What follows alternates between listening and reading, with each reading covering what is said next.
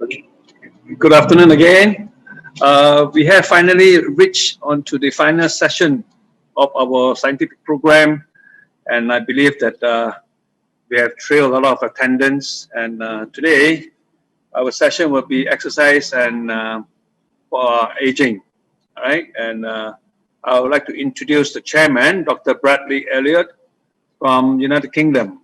He is going to chair this session, and he will also present a paper called Therapeutic Plasma Exchange in the Treatment of Aging-Associated Frailty. Now, Dr.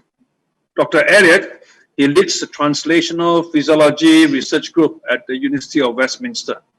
He also looked into the research interests to examine the effects of aging and atrophic stimuli upon muscle size, both in vitro and in vivo, with particular focus on the regulation of cell size and the role of activin family of hormones and in this process. So I guess this is going to be a very qualified person to look and chair into this session on exercise and aging. And I believe that those who are in attendance, you can grab as much as information as you can.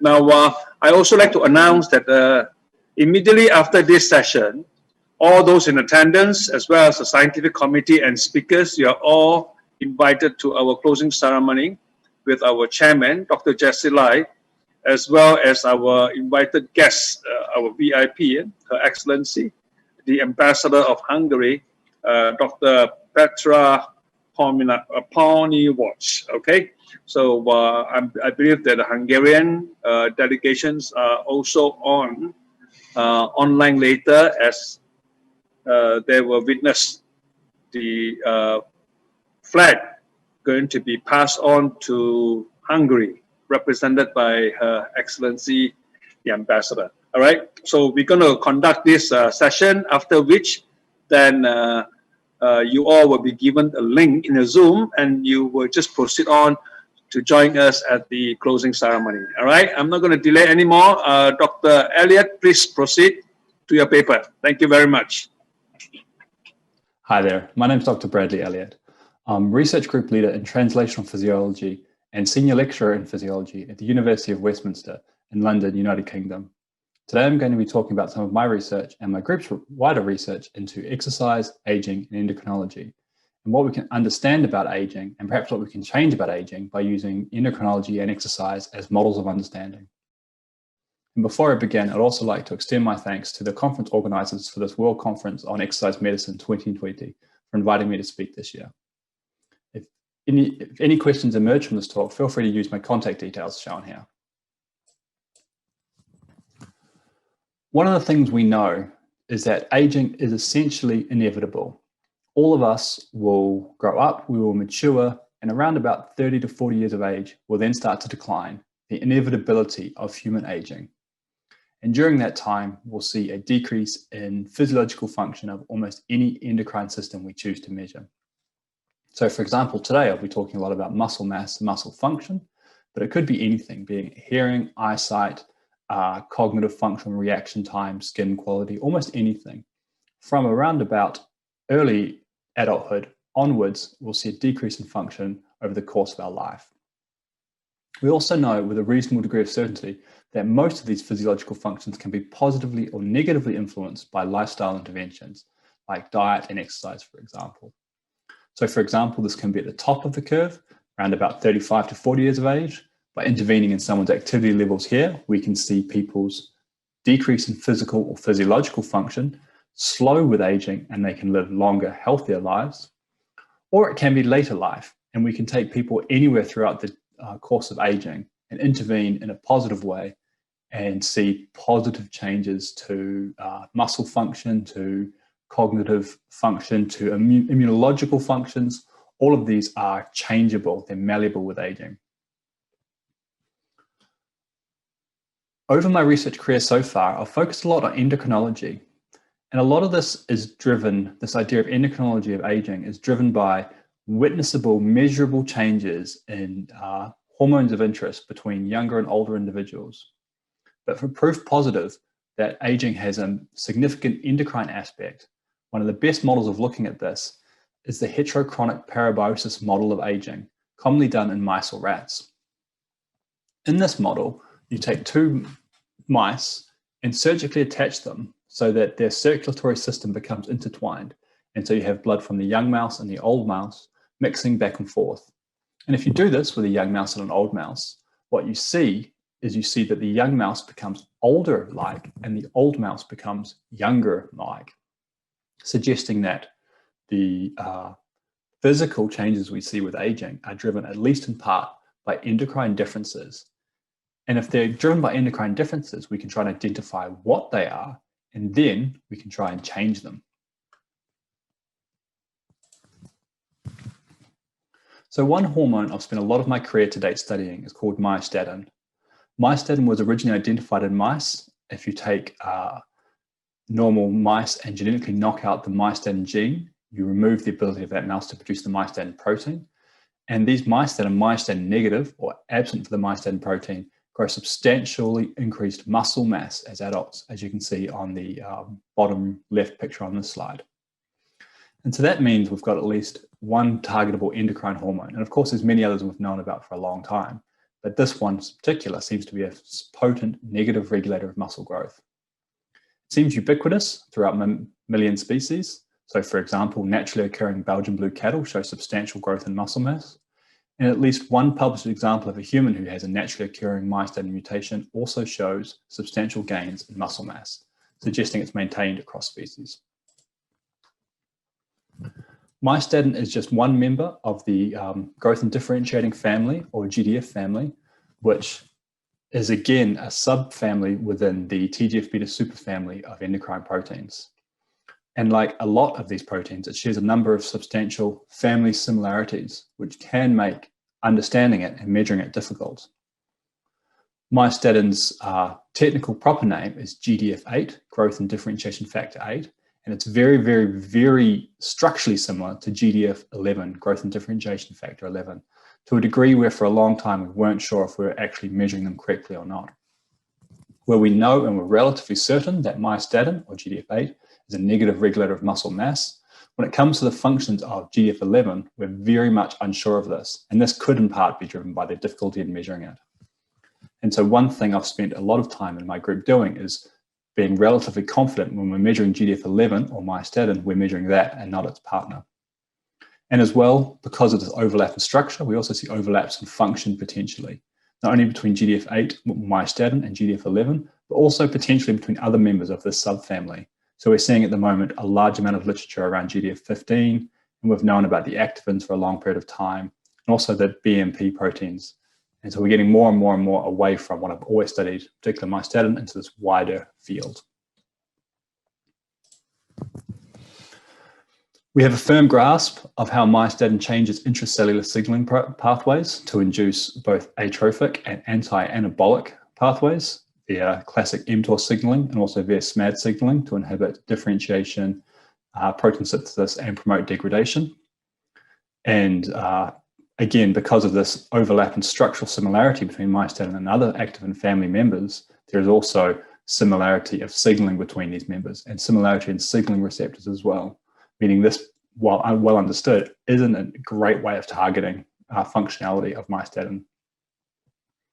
Another alternative is because myostatin and these activin family members circulate as endocrine hormones, is target circulating endocrine aspects of it. And this is beneficial for a number of reasons. One, it's an easily accessible part of the body. Sampling from blood from people is well-defined, safe, and easy to do, as opposed to sampling from tissues. It's targetable. Intravenous injectable drugs is very achievable, and we're very confident in doing this medically. And it works. We know, for example, that myostatin in particular circulates bound to a number of binding proteins I'll be talking about today, such as follistatin and follistatin-like binding protein, which I've shown in blue here, bound to the green myostatin peptide. And by binding myostatin, it inhibits its function. And we also know that this endocrine aspect is biologically relevant.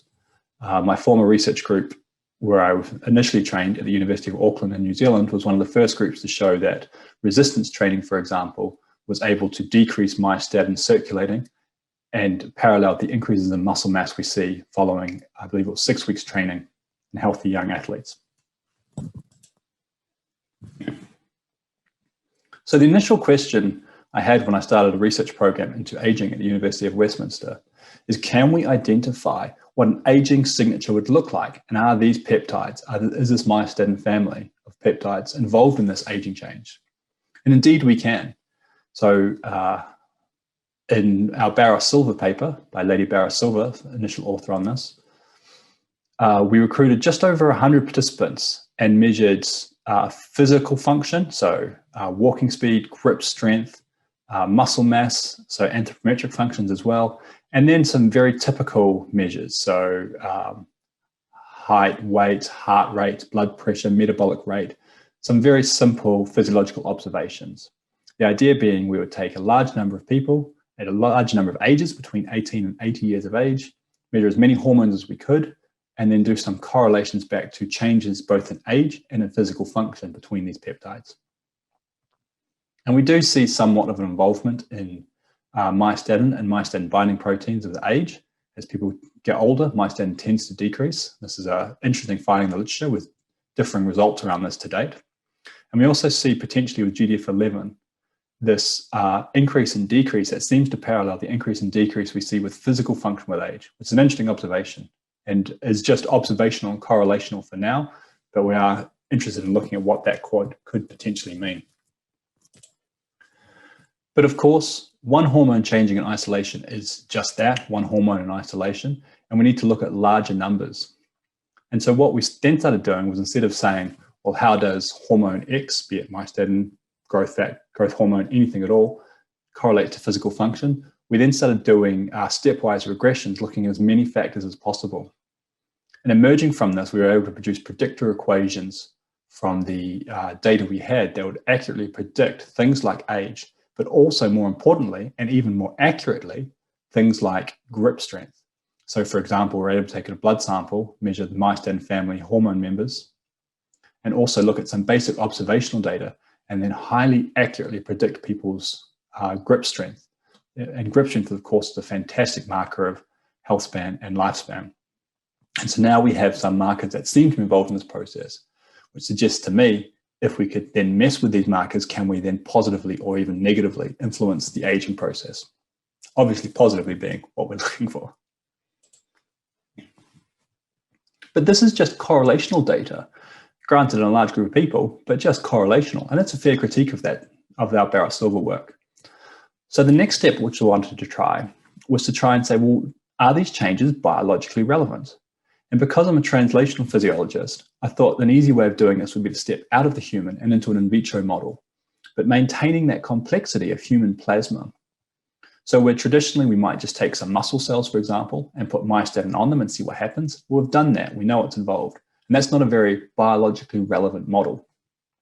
So instead, we used an ex vivo plasma co-culture model, where we recruited 6 younger and 6 older individuals who were just healthy, normal males.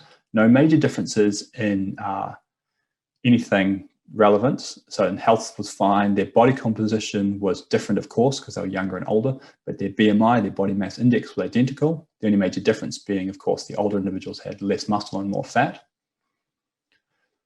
And then we took blood samples from them and we characterized the differences in myostatin and GDF11 and follistatin like we did in our larger studies, and that was fine and reflective of those findings.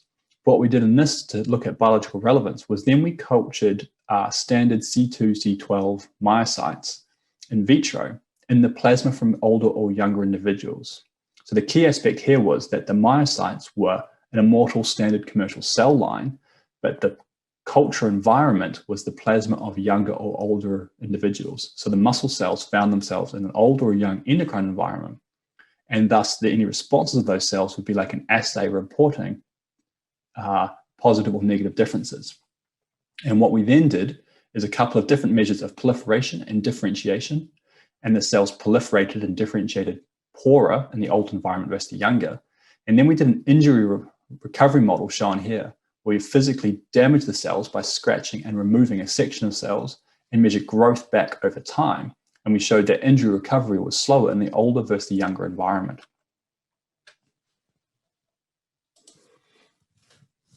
So that suggests from our data so far that myostatin seems to change with age, which is of interest to us, and also that it's biologically relevant. There are differences between younger and older individuals in these myostatin family hormones, but that it seems to potentially make a difference to, for example, muscle cells' ability to both differentiate into mature cells, but also recover from injury. But then we wanted to look at, well, if this changes with age, do older individuals all the same? Or can we look at older individuals with extremes of health, for example, and see if it differs? And one way of doing that was driven by a good friend and colleague of mine, Dr. Lawrence Hayes, at the time University of Cumbria, now University of West of Scotland, where he recruited a group of older sedentary individuals, here labeled SED or SED, and a matched group of older but lifelong exercisers. So both groups were over 60, mean age was between 62 and 64 of the two groups. But the sedentary group was chronically sedentary, no physical activity, no structured exercise in their day-to-day life. And the lifelong exercisers had been involved in, well, lifelong exercises. They were master cyclists, people who trained to a very high level and had fitness levels that were on par with mine in my mid-30s that I'm at the moment. And so they were very, very successful ages, these masters athletes, these lifelong exercisers. And we looked at the differences in hormones between them. The lifelong exercisers had myostatin that tended to be slightly lower than the sedentary individuals, but it wasn't significant. But this peptide hormone GDF11 differed significantly, with lifelong exercisers showing more of it than the sedentary individuals, suggesting again an interplay between GDF11 and aging. And then what we did is we looked at their physical function, in this case measured by peak power output on a Monarch bicycle versus their concentration of this GDF11 peptide. And what we noticed, and in the lifelong exercises in particular, is not only would GDF11 higher in the lifelong exercises, but it was highly correlated to their ability to produce peak force in a high intensity cycling test, suggesting that it was again biologically relevant and involved in this aging muscle process. So what we have is a picture of hormones that seems to be involved in exercise-induced changes and seems to be involved in aging changes. And what we're trying to do is tease out the difference between aging per se and just inactivity or becoming less active with age. So for example, if we look at multiple studies we've published in terms of myostatin changes following, say, exercise interventions, in this case, I think all resistance training interventions, working with a group of researchers in Iran, we've noted that in healthy younger females, resistance training induces decreases in myostatin, increases in its binding protein follistatin, indicating an anabolic response potentially. We witness matching responses in middle-aged males, so we have differences. We have identical findings, but across different genders and ages. And this does differ slightly from what we see with lifelong exercise. So there might be a difference between, say, 6 weeks exercise and 60 years exercise in our masters athletes. But again, in our masters athletes, shown on the right-hand side here, this was also in aerobically trained cyclists. So we're not sure the difference between resistance training and aerobic training per se. So this is observational, but we haven't done a direct comparison. And so when I gave this talk this time last year, I teased a study we were just finishing. And unfortunately, thanks to global events transpiring and me giving this talk online and not in person this year, we still haven't finished. But we've recruited a cohort of 24 younger, and we're still recruiting 24 older individuals and putting them through a 6-week resistance training program. So we can directly compare a younger versus an older response for the first time in the same group of researchers in the same lab. And this work is still ongoing. So what we're looking at is GDF11, myostatin, some inflammatory markers, some metabolic markers, just classic aging endocrine markers, plus this new myostatin family that we're looking at as well. And also measuring, of course, body composition, muscle function, that type of thing, and seeing if we see a difference between younger and older responses.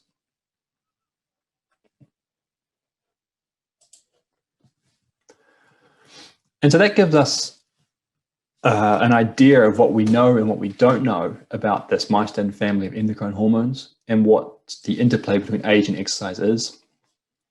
And we do know that if you take blood from younger and older people, what I'm going to call the plasma signature differs. Younger and older people If you take a picture of all of the endocrine differences there, or the endocrine hormones, excuse me, there, the endocrine differences exist.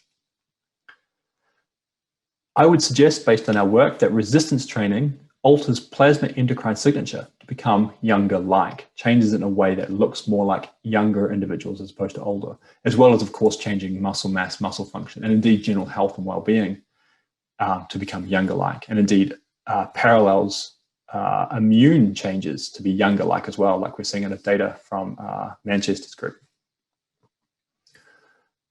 Can we use these changes as a treatment for aging? Both subscription exercise, which works, but also as a model of change.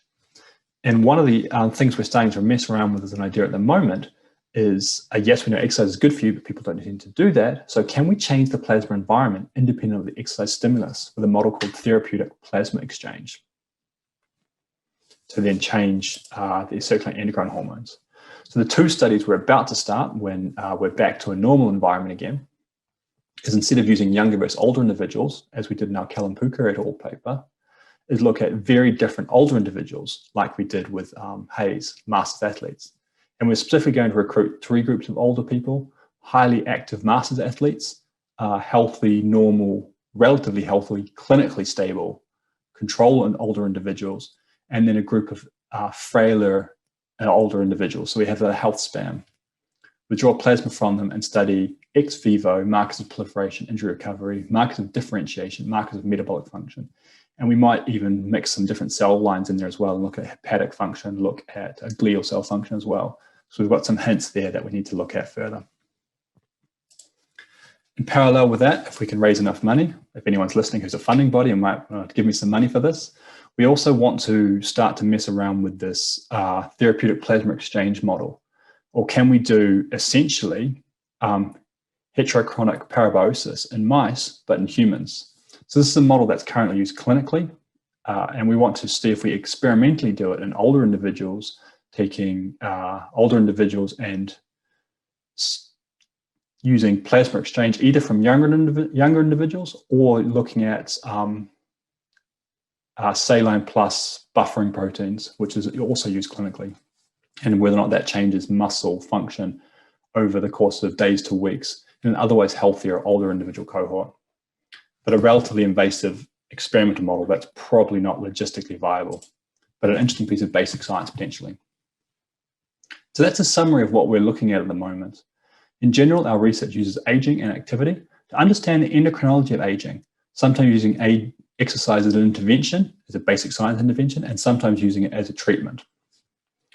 We've gained some new insights into GDF11 and the GDF11 myostatin interplay, but there's a lot there that we still don't understand and need to get a better idea of. And there's a need to measure a wider battery of hormones, I think, not just focusing on one or two, but looking at tens, hundreds of them potentially, possibly with array-like approaches. Using this to identify what changes with age and what can be changed despite age. And this can lead to better understanding of endocrine differences, better understanding of treatment protocols, and ideally, people living healthier, longer lives. And that's where I'll probably stop today. It only leads me to acknowledge key researchers who have helped me with this work over the years. In fact, probably done most of the work, let's be honest, including in particular from my research group, Iphigenia Kalampuka of the Kalampuka paper, who was a former master's student of mine and now works with our colleagues in the Research Centre for Optimal Health at Westminster. A former research assistant of mine, Angel van Beckhoven, who spent countless hours in the lab developing our GDF11 analyzers and testing them very carefully. Our Iranian colleagues from various universities across Iran who have done a large amount of work in dietary and exercise interventions and myostatin changes.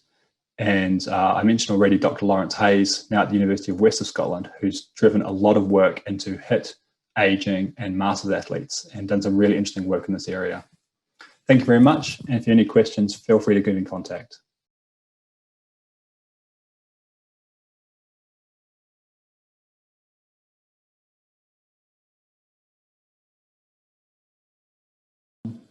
We find ourselves in an unusual situation this year, but we survived. Thank you to the conference organisers for arranging this online platform to replace the traditional in-person conference.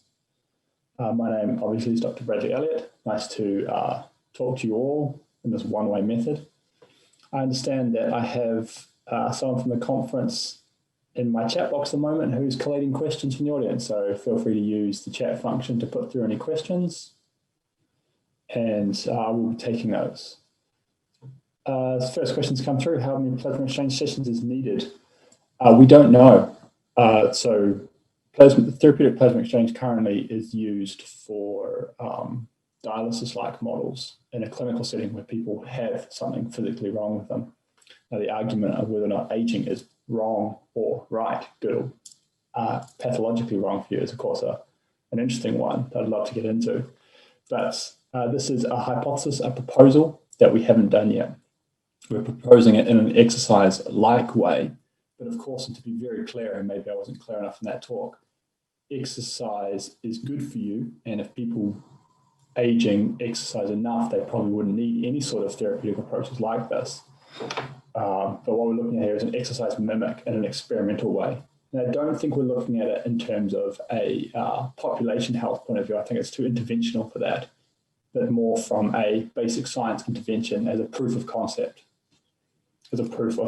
of which endocrine pathways are involved.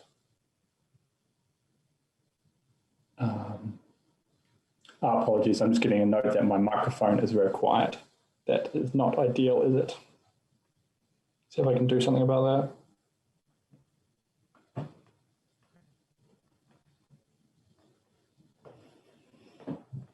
that.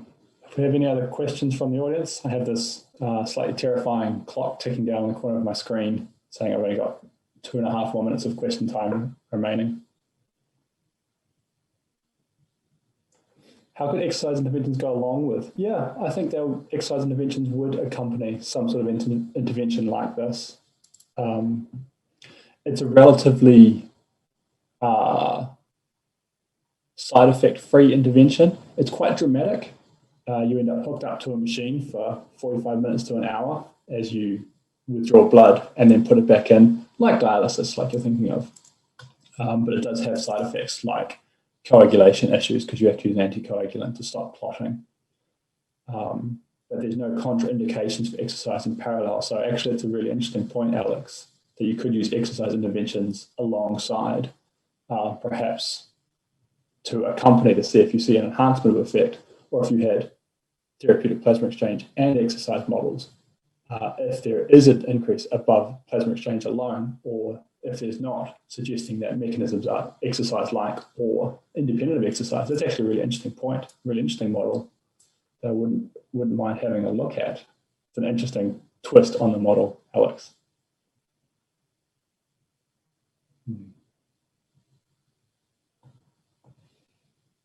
Just waiting for any other questions to come through, if they do come through.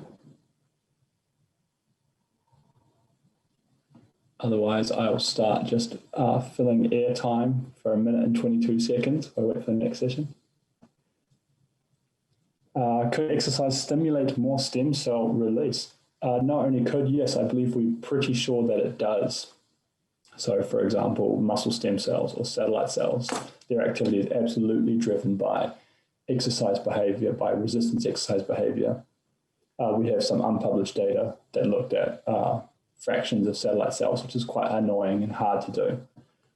But as well as that, I'm pretty sure I can remember off the top of my head people doing longitudinal muscle fibers. So taking a muscle biopsy from someone, taking a single muscle fiber out, and then tagging satellite cells along it and looking at the rate of satellite cell occurrence relative to normal nuclear occurrence. And we see an increase in satellite cell expression and activity in chronically resistance exercise individuals, at least, definitely, which is one of the hypotheses underlying nuclei zones and hypertrophy. Excellent. I'm getting a note that questions period is finished. There's no more questions for this session, which leads me to assume I'm going to be introducing the next speaker. Next speaker, and I apologize in advance if I get the name wrong, is Mr. Kentaro Esaki from Esaki Medical Instruments, who will be talking to us today about a case study on the effects of training using the KISS principle, the Keep It Simple principle, on osteoarthritis, fragility, and sarcopenia. really interesting to hear about the practical applications of some of the stuff we talk about theoretically from Mr. Esaki. Look forward to this talk. Hello, good day. My name is Kentaro Esaki, Chief Executive Officer of Esaki Medical Instrument in Japan. I'm very happy to show this video for World Conference on Exercise Medicine today. My topic is case study on the effect of training using the Keep It Simple KISS principle on osteoarthritis, frailty, and sarcopenia. My professional area is actually manufacturing fitness equipment. I have been working with many elderly care centers, many professionals such as medical doctors, physical therapists, judo therapists, acupuncturists, chiropractors in Japan. And I have been working with Dr. Hisashi Kojima. Actually, he's an orthopedic surgeon in Japan. He's very much well known as a muscle doctor in Japan. So I'm going to explain about how important to think simple and teach you exercise method called KISS training, which is designed by Dr. Kojima. Probably my talk would be something very different from other speakers. I hope you enjoy my video. So I'd like to show the picture. This picture was taken by Dr. Kojima in a hospital rehabilitation room. Those patients are average 70 years old and struggling with osteoarthritis, sarcopenia. So Dr. Kojima was used to work in a big hospital, and he was the director of the orthopedic surgeon department. He's a very unique doctor. He has been bodybuilding since he was a junior high school student, and he has lots of knowledge about training. So his patient was struggling with the knee osteoarthritis, and Dr. Kojima is pretty sure that she needs exercise. So he actually wrote an order to the physical therapist to do his training methods. A month later, patient condition is same. So he just walked into the physical therapy room and see what's going on. And then what he saw was exactly like this. So physical therapists did not train them, but comfort them. Then Dr. Kojima quit the hospital, and he actually opened his own clinic to achieve ideal rehabilitation for who are suffering from disused surgery, including osteoarthritis, sarcopenia, and frailty. So I'm sure you know a lot of evidence supports that resistance training is strongly recommended for the osteoarthritis, frailty, and sarcopenia. However, we know not all exercise is good for the strength in the muscle. Unfortunately, in Japan, any active exercises can strengthen the muscle. This exercise is recommended for the osteoarthritis, and probably 99% of hospitals doing this exercise. Ironically, number of the patients who are suffering from the osteoarthritis, frailty, and sarcopenia is rapidly growing in Japan. So I really don't think it's workable. So simply think, just imagine that your feet can bear your weight. Probably the upper body weight is 60% of your total weight. So you really think that are those exercises workable? So what is the evidence? So I'd like to show very interesting research study to understand what is evidence like.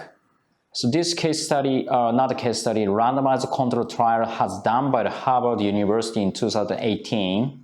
They did randomized controlled trial research study to determine whether parachutes are effective in preventing fatal injuries. I think probably all of you think that we don't need to do it. It is obvious we need a parachute, but the result was incredible. The result, parachute use did not significantly reduce death or major injury. So parachute use did not helpful. So I give you 1 minute to guess why this happens.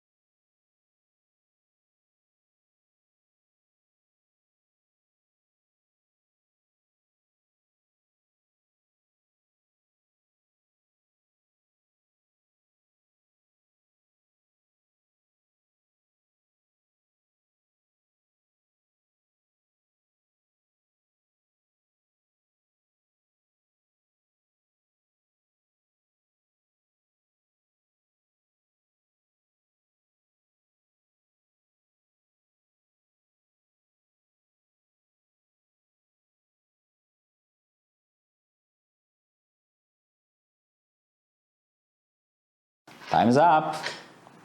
So I show you the answer. So I show you the picture. The answer is earthquake is on the ground.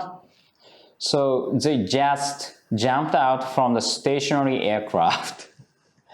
This is funny, but probably this gives us great lessons. We can create any result or evidence. Randomized controlled trial is a very reliable study, so evidence level is second high. However, if we blindly trust evidence, you might jump out from the airplane without a parachute. When we read the evidence, we have to be extra careful about the design of the study, also the conflict of interest. Such logically, simply think it's more important to avoid misunderstandings. The other problem is training. There are many terms and definitions of intensity. So intensity can be met, 1 repetition maximum, maximum heart rate, calorie consumption. So Dr. Kojima defines intensity as power in physics and make it very simple. So he divided active exercise into 3 daily living activities, aerobic exercise, and anaerobic exercises. You may think aerobic exercise using oxygen to create energy from muscle. Anaerobic exercise not using oxygen. So in KISS principle, we do not use something we really cannot see. Actually, I cannot see the oxygen. I cannot see inside the muscle, actually they consume the oxygen or not. So if you explain about the human body, why we need to consider cells. So if all cells are healthy, that means you're healthy. Or if the universe is healthy, you're healthy too. So we have to be simple. Okay, so according to the Dr. Kojima definition, daily living activities, you can continue it without a breathe up or muscle won't move. So you can continue, actually you're moving your body, but you can continue exercise. So an aerobic exercise, you can't continue it because you breathe up. So that's why your lung or heart will strengthen. On the last anaerobic exercise, you cannot continue it because your muscle won't move anymore. So you're exhausted. So very simple, but very easy to understand. Okay, what is the exercise to strengthen muscle? Be simple. So simply our body adapts the environment. So let's take a look at those 2 marathon runners. So marathon is one of the most toughest aerobic exercise. So both of them are less fat and skinny to achieve right weight to run long distance as fast as possible. So I think this aerobic exercise is not to strengthen the muscle, but to make lung and heart stronger. So probably this is not a training for the osteoarthritis, sarcopenia, and not frailty. Okay, let's see the other picture. So this is Ronnie Coleman, Mr. Olympia, and there was a professional bodybuilder. He's doing his famous training lunge walk. Maybe he uses anabolic steroids, but I think probably his training would be good for strengthening muscle. This is a high intensity training, anaerobic exercise. Hyper training is necessary for suffering from the osteoarthritis, sarcopenia, and frailty. This is what we need. So, like I said, for people suffering from the osteoarthritis, sarcopenia, frailty, I think they need a training like Ronnie Coleman, high-intensity training. However, most of the time, either patients or physical therapists complains the risk of injuries. I have been working with elderly care center for training, so I will show this picture. So if your body is as weak as you thought, you cannot step on the chewing gums. We need to understand our body is not weak like this, of course. So we always need to evaluate the risk and benefit also. So we tend to exaggerate the risk of action. So in business terms, we call it a boiled frog. So if you put the frog into the boiled water, the frog, they jump away from the risk. But You put the frog in a pot of water. If you turn the heat up slowly, the frog doesn't notice. So the risk slightly approaching to you is harder to realize. So diffuse atrophy, including sarcopenia, frailty, osteoarthritis, something like this. So, how to make training high intensity, high power? For example, squat training. So let's see this video.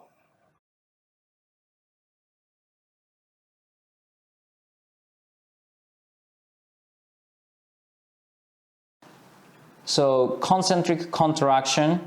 So I show you the tips. Raise the heaviest weight as fast as you can. And do not stand straight to rest. Eccentric contraction. Maintain muscle contraction. So slowly sit as much as you can. So use full range of your motion. And continue until you're exhausted. That's it. And the volume and frequency should be very low. So the training should end 6 to 12 times reps, and the frequency once in a week is enough.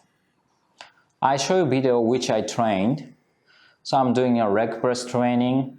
So you can see the concentric is first and eccentric is slow. I'm straight knees, so I need to improve anyway, but it's pretty much good exercise. So 2 years ago, I started from about 100 kilo. Now I can kick the 230 kilo. Only one set of training in a week. I'm getting stronger and keep going. So I show you another video that the monkey is actually training. So here's a bad example. And we know that only human beings can do training.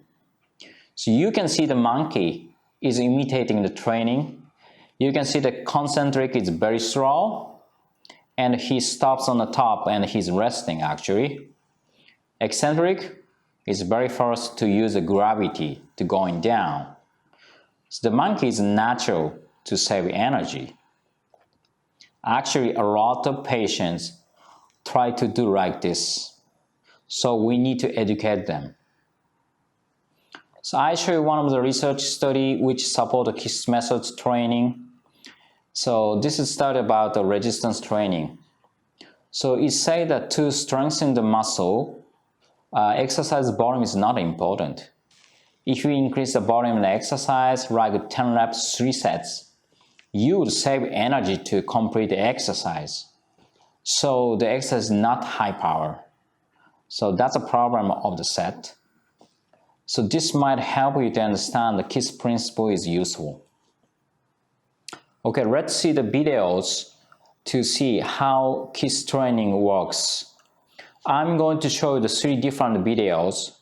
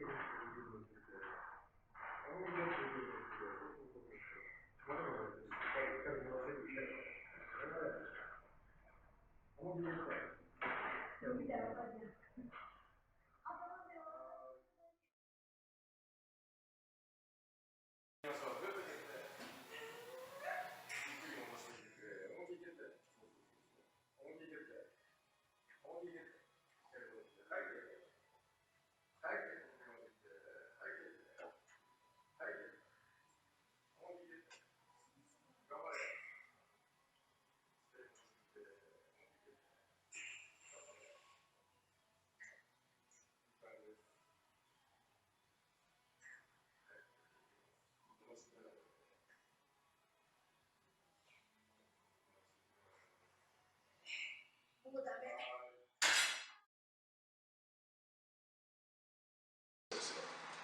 っと後ろ今その辺でしゃがんでください。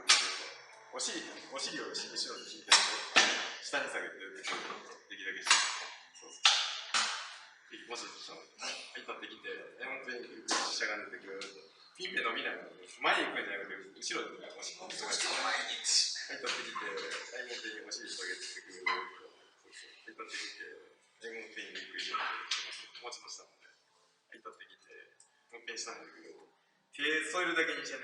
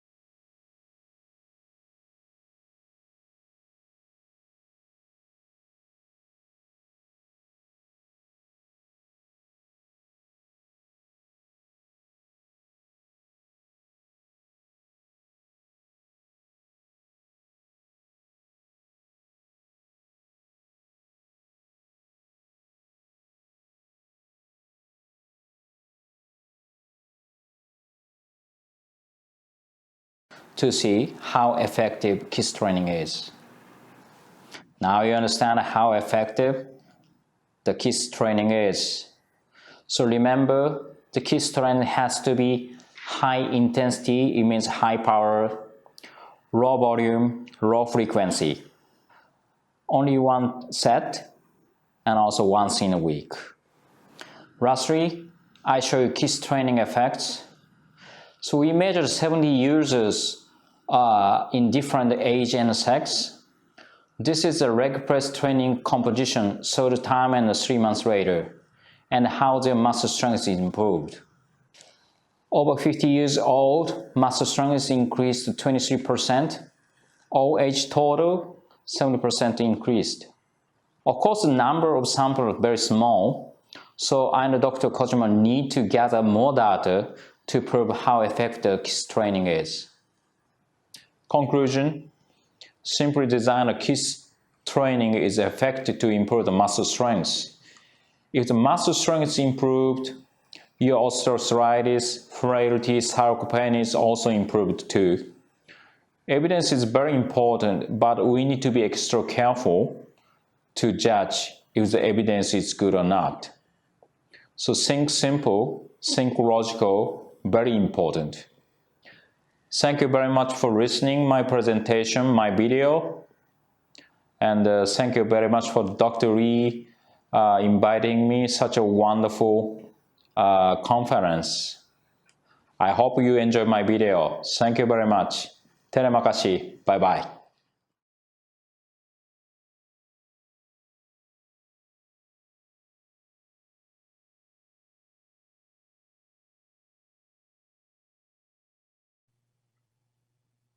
Okay. Secure questions: how to teach high intensity training to an elderly who has never exercised, who has a weak strength and mobility? Yeah, that's a difficult question. For the very first time, we teach them how to do the squat. So if you see the video, that's the very first time they start with the no weights on that. So they start with maybe we use the chair, you please sit down, and before you sit, you stand up. So it's much safer to do the exercise with the chair very fast time, who has a weak strength and mobility.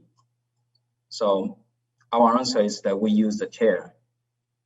And the second question is not dangerous to perform the squat with the body structure.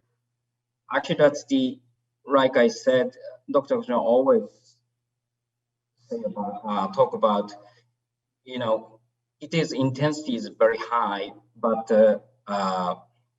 volume and frequency is very low. So it's not that dangerous as you think. Another question, you said high intensity, raw volume, and raw frequency. So what is the difference? Do you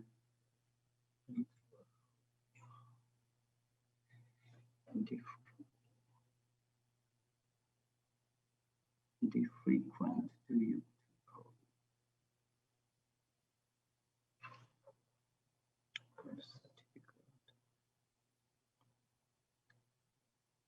So I can't read the third question.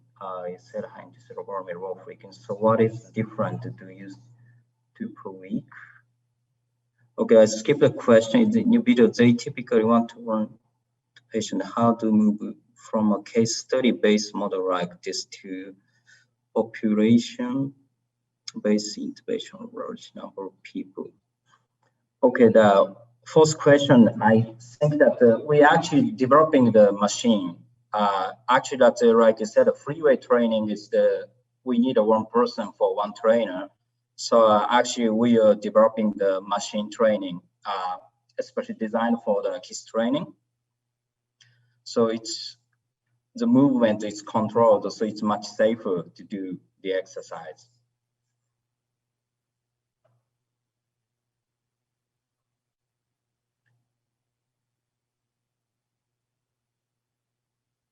So did I answer all the question? Can dumbbell kettlebell be offered during the squat exercise? Yes, especially if someone has maybe some elderly people had a fracture on the back. So it's not really good for using the safety squat bar. So I normally ask them to use a dumbbell or kettlebell. Yes.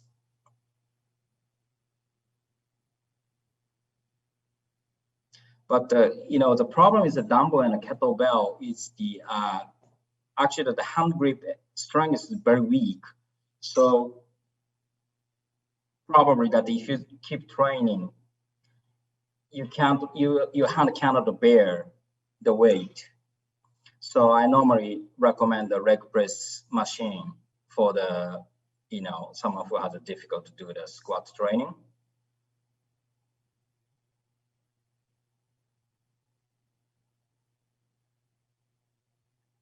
Any more questions? I'm sorry, I missed one question. Okay, time's up. Thank you very much.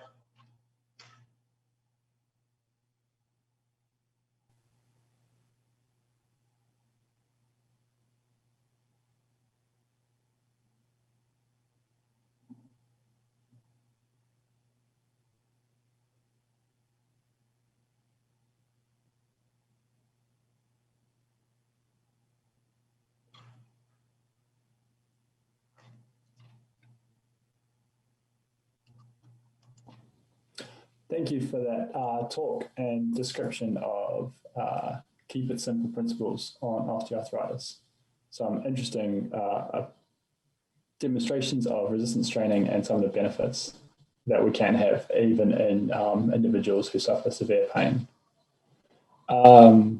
We are actually running ahead of time by about 10 minutes in some sort of miracle of conference presentations. We're not just on time, we're ahead of time. So long may that last. My next speaker today is Dr. Mathew Hill from Coventry University, someone whose research I've talked to about a number of times over the years, who will be talking to us today about exercise and risk of falls, exercise and the prevention of risk of falls, excuse me, in older individuals, the risk-benefit paradox. Matt, take it away. Cheers, Brad. Just to double check, is the sound quality okay? Perfect, great stuff. Okay, so yeah, good morning or good afternoon, depending on where you are. I apologize for the lack of pre-recorded presentation. Unfortunately, I was self-isolating during the time of when we were required to send these in. So yeah, my name's Matt Hill. I'm assistant professor in exercise physiology at Coventry University in the United Kingdom. And yeah, just to echo what Brad's already said, I'm going to be talking about how exercise can prevent falls, but I'm going to introduce the idea that we need to be very careful about exercise potentially increasing the risk of falls.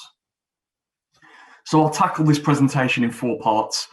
Firstly, talk about the problem of falls. So I'll present some statistics on falls in older people. I will then start to hone in on the biological risk factors for falls, which we might be able to intervene with appropriately targeted exercise interventions.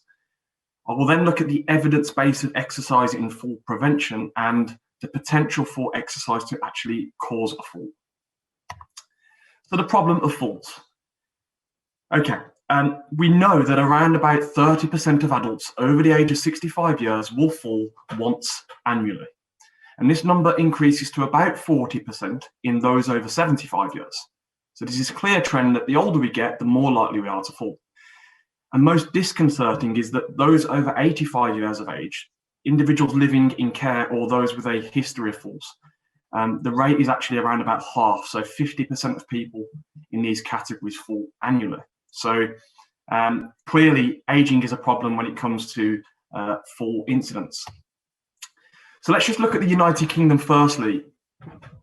We have I wouldn't call it a problem, but we have the challenge of having a aged population. So we have over 12 million people aged 65 years and older, 5.5 million 75 years and older. And then what we're really worried about is these statistics. So we have 1.6 million people over the age of 85 years, 500,000 people aged 90 years and over, and over 14,000 people living to over 100 years of age. So obviously these bottom 3 numbers are the key statistics. These are the ones these are the individuals we're most worried about. What does that mean for incidence? So around about 4 million people in the UK fall each year. Unfortunately, that equates to about 1 person dying every hour. And every minute, 6 people suffer a fall. Whilst we can't put a economic cost on falls, it does actually cost our NHS, our health service, around about 4.4 billion per year. And this is escalating at a concerning rate. I guess in the human cost of falls, around about 500 admissions to hospital per day. And unfortunately, 33 people will never go home. So whether they're institutionalized as a result of the fall or in more severe cases, die as a direct result of the fall. So let's just look at falls in Malaysia then. So there's a similar outlook in that the population is aging. So if we look at 2020, we can see a projected increase of about 2 million people in the over 65s in the next 20 years. And if we look at falls incidents from data in Kuala Lumpur, whilst the data is at the bottom end of the spectrum in terms of fall rates, these are based on fairly small sample sizes. But generally speaking, fall incidence is consistent with other Western countries. I guess then just to summarize in 3 key statistics, 20% of falls require some form of medical attention. So clearly there's an economical burden of falls.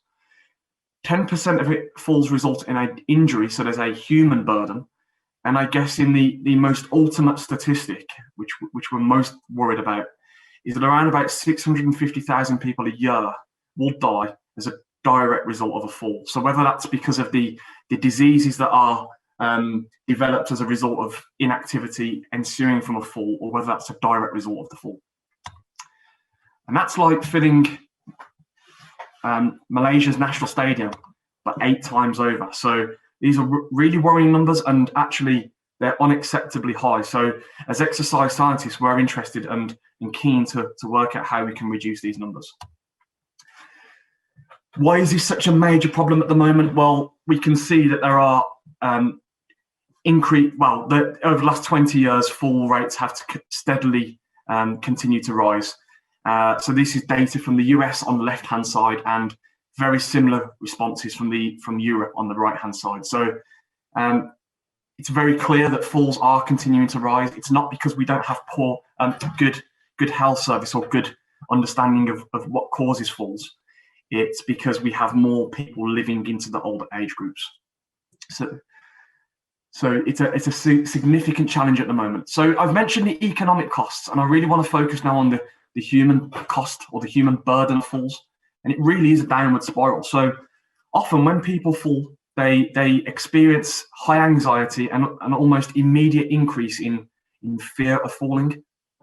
And with that, people become less physically active. And we know that has issues for all sorts of health conditions.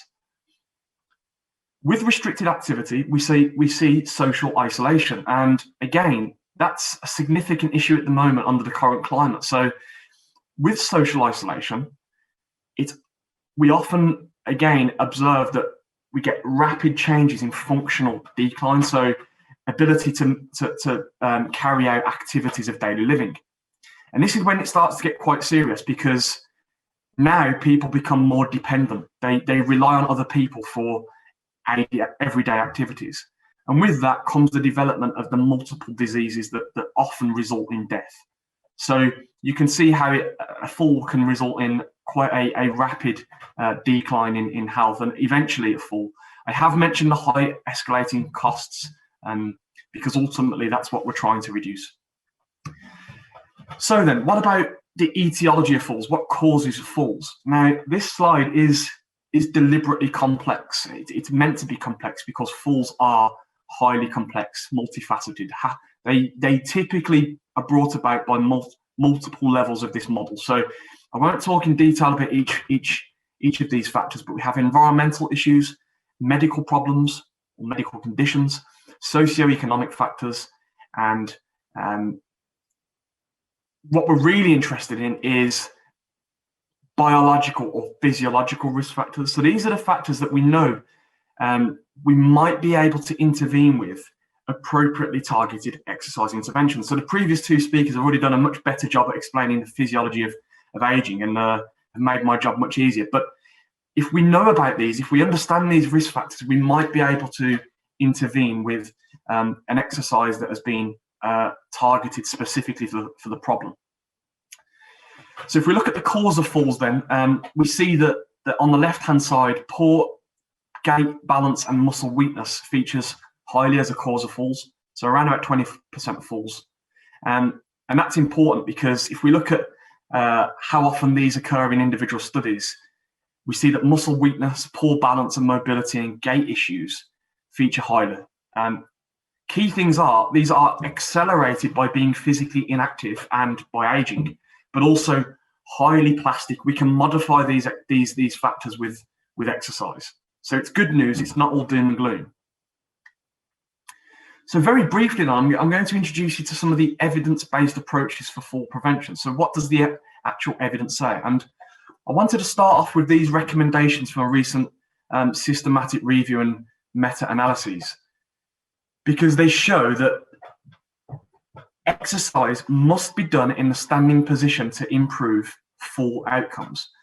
So for years, we've believed that resistance exercise in a seated position would be highly beneficial for reducing falls, and that's just not true. The evidence now is overwhelming that to reduce falls, we must be standing up. And I've provided some pictures of ways in which we might train our balance. So we could do things like manipulating the base of support, so standing on a single limb or just standing with the feet close together.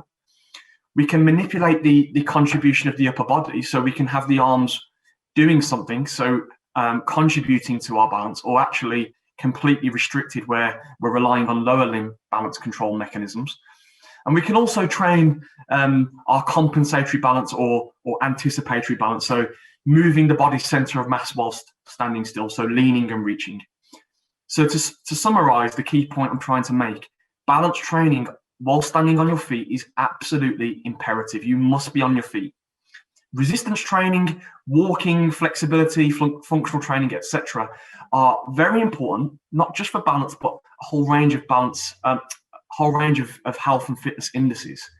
But they will not work on their own. Okay, so that's really important information. I think that it's been a bit of a myth for a few years now, and so this is kind of the most up-to-date systematic review and meta-analysis. There is a more Cochrane review, but it's all essentially the same information. But this was 88 randomized control trials in nearly 20,000 participants. And it basically showed that exercise can reduce falls by about 20%. So that's really good news. But there were a couple of key characteristics from these exercise studies. And one of those is that exercise which was highly challenging to balance was the most effective. So the more challenging to balance, the better it was for full outcomes. But also, exercise which was of a very high dose was also highly effective for falls. So when these two factors were combined, we actually saw, in my opinion, quite striking improvements in fall outcomes. So 40% reduction in falls. So that's really promising that actually now we can have a real impact upon fall outcomes. There's some data coming out from Australia. Well, actually, this is 5 years old now, so in research terms, it's quite old. But this is from Stephen Lord's group at Neura in Australia, and they've basically showed that exercise interventions which involve stepping can reduce falls by up to 50%. So this is now really breakthrough findings that exercise can be hugely beneficial. I guess there was a couple of key findings from these studies, that volitional stepping, so essentially voluntary steps. So you can see in this example on the left-hand side of an individual taking part in an EXA game. So it's cognitive sensory training or sensory motor training. And then on the right-hand side, we can see situations where, I'm not sure if you can see the image in the middle, where we have a tile in the floor which suddenly pops up. And then here we have a treadmill which will suddenly stop or accelerate. So these are reactive, these are volitional on the left-hand side. And what's really important about this information is we know these adaptations are rapid, and some of the evidence suggests that within just a couple of weeks we can get huge improvements in fall risk factors. And whether that translates into falls outcomes it remains to be fully answered. Some of the key findings from this study as well are that we see improvements in reaction time, gait, and balance recovery, but not muscle strength. So it appears that actually being strong isn't a prerequisite for falling. It looks like actually that strength training on its own isn't effective, and that really does confirm what we already know about exercise. Okay, so I just want to finish off then on the potential for exercise to induce falls, and it's a little bit of a taboo topic. Many researchers wouldn't endorse talking about how exercise is bad, but actually it's really important that we're aware that the exercise does appear to potentially increase the risk of falling over. So fatigue is a massive issue in older adults. We know that a minimum of 50% of people over the age of 70 experience fatigue during daily activities, so normal activities of daily living. And we can see in the oldest age groups, this number is up towards 90%. So clearly muscle fatigue or cognitive fatigue is a serious issue in older adults. When I spoke about those biological risk factors for falls a few slides ago, whilst we can modify and improve them, clearly muscle fatigue could also negatively influence those factors. And that's how we think exercise might induce falls. But actually, at the moment, the potential risk of fatigue as a factor in falls is really not well understood, and that's really where my research is focused. So we've just published a study in Frontiers of Physiology, in which we asked a group of people to walk on a treadmill for 30 minutes on a level gradient, and that's primarily concentric contractions. So that involves the muscle shortening, and we know that fatigue induced by this type of exercise is mainly metabolic, so the accumulation of metabolites within the muscle, which cause a rapid decline in muscle force, but also a rapid recovery. We then asked another group to walk downhill for 30 minutes at a similar speed, and this is mainly involving eccentric contractions. So essentially the muscles are braking to slow the body down. And we know that fatigue from this type of exercise is mainly non-metabolic, so it develops later than concentric. And we looked at the temporal profile, the time course of recovery, in a window after exercise for 30 minutes, and then 24 and 48 hours later. And as expected, when we look at our mobility and physical function, we found that following level walking, performance was impaired for about 15 minutes. Okay, so the actual implication of fatigue then on falls is quite small. 15 minutes, the simple recommendation is to sit down or remain positioned to reduce the risk of falls. So this is fairly well known now in the literature. But as I mentioned, exercise doesn't just involve concentric contractions. When we looked at downhill walking, what we found was striking and really worrying. And what we actually show here is we found no change in any measures, with the exception of muscle strength, which I haven't presented the data here. But we found no change in any balance or fall risk measures in the window following exercise. What happened was that when participants came back to the lab a day or 2 days later, we found significant reductions in performance. So this is quite worrying that we're having a prolonged impact on people's physical function, which can ultimately lead to problems with safety during normal life.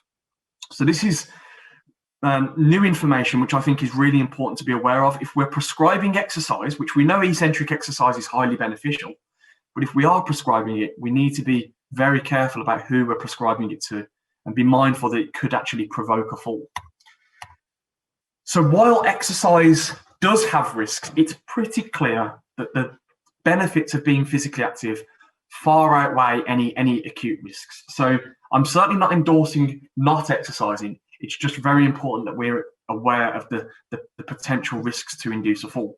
And actually, from studies that have looked at eccentric exercise, so downhill walking, we can see for a whole range of functional outcomes which are relevant to healthy living, so mobility, physical function, walking speed, we can see that downhill walking for 12 weeks elicits significant improvements in a range of outcomes. Likewise, a study that I've been involved with, led by Professor Tony Kay at the University of Northampton, we showed that a similar mode of exercise involving eccentric contractions can significantly improve strength and thickness of the muscles, so muscle mass, which is not new, but actually, if we look at these darker bars on the right-hand side, what we showed was that after 12 weeks of detraining, there was absolutely no regression in any of the outcomes. So quite clearly, exercise is potent. Eccentric exercise seems to be particularly potent in older adults. And yeah, we're looking to do some more work on this topic, and there is ongoing studies around this area. I just want to finish on a light note then, or a more positive note, and look at some of the best practice exercise recommendations. So to improve fall outcomes, we must challenge balance. And there's a range of manipulations we can introduce to render balance tasks more challenging. Exercise should be of a sufficient dose. So ideally 2 hours a week for at least 6 months. It should be maintained long term. So on the 6 months note, really we should be doing it for life, not just for 6 months. Mainly because what we see is that adaptations are lost rather rapidly following these types of exercises. Exercise should be tailored to the balance problem. So clearly, whilst falls is multifaceted, postural control, balance, mobility are also highly complex, and therefore we need to have a full assessment of fall risk and target the specific problem. High-risk individuals should ideally avoid walking because we can see that it increases the risk of falls. There should be a comprehensive fall risk assessment. So as I mentioned, looking at a range of issues, but also things like environmental factors and medications. And finally, strength training alone is not effective. So there has to be some element of standing on the feet. So that was a very snapshot tour of full risk in older adults. I'm more than happy to take any questions. I haven't seen any yet because I've been sharing my screen, but I'll end sharing now.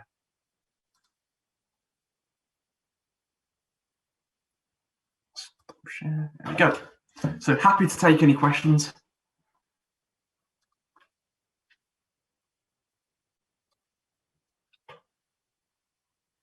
Okay, so I'm just going to go through some of the questions that have been asked. I'm trying to track. So how to implement balance tests in commercial fitness centers. So yeah, there's a range of functional balance assessments that you can administer. So even typical laboratory methods such as force platforms are now becoming commercially available. And I can point you in the direction of very cheap systems now being developed by people in the USA. But yeah, aside from some of the quantitative measurements, there's a range of assessments such as the time that you can stand on a single limb. So that's a very good measurement of full risk. You can look at mobility by simply asking someone to stand up, get out of a chair, walk 3 meters, turn around and sit back down, so the timed up and go test. You can ask people to stand against the wall, put a ruler on the wall and ask people to reach as far forward as they can, so a test called the functional reach test. That you can put some tape on the floor in the shape of a Y, the letter Y, and ask people to stand in the middle and reach as far as they can in each direction and measure that distance. So yeah, there's a range of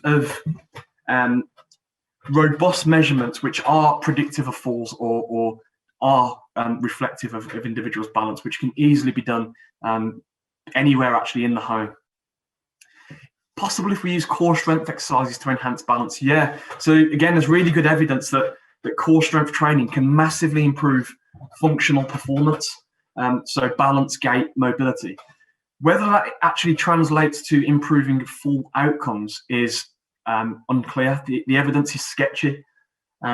Clearly, there's some indications that we can improve full outcomes. But I think just to echo the point I've already made, to improve full incidence, we must be stood on our feet. So certainly core training would be part of any balance training intervention. So from Brad, do you think your findings in concentric versus eccentric exercise are older person specific? Great question. No. So we know that the benefits of eccentric training in terms of, so we've just done some stuff in younger adults actually, and we can see clearly that we get similar responses. In fact, if I'm being honest, I think the effects are more potent in young people. So possibly because of the preservation of type 2 fibers in older adults, I don't think the effects of eccentric training are as marked, but we're seeing more profound changes in young people. So that's, yeah, good question. Apologies while I read the question out, so please bear with me. If you could prescribe downhill walking by climbing down the stairs in their respective houses due to home exercise prescription, or could we prescribe downhill walking and incline landing instead? Yeah, so I should mention, generally to get up, to come down, we've got to go up. And there's very few scenarios in which we can actually prescribe voluntary only eccentric exercise. So outside of the lab, it's near impossible. The only scenario I can think of is going up to a high building in a lift and coming down the stairs and repeating that process. So clearly, yes, prescribing eccentric exercise in the home is a great idea. And actually, that's something we're trying to tackle at the moment. We're trying to develop a suite of home-based eccentric exercises, which can be done obviously remotely in the home. So 100%, that's a great point. It's just, I guess, important to be clear that if people have been very inactive because of COVID restrictions, that actually these negative outcomes of exercise could be exacerbated. They could be more potent than usual. 2 minutes left, and that was 2 minutes ago. So I've got 26 seconds. I wonder if I've got enough time for another question. I probably haven't got time to answer those, but I will respond to the chat. I'll respond privately to those questions. So yeah, thank you very much for listening. I appreciate you bearing with me during this live session.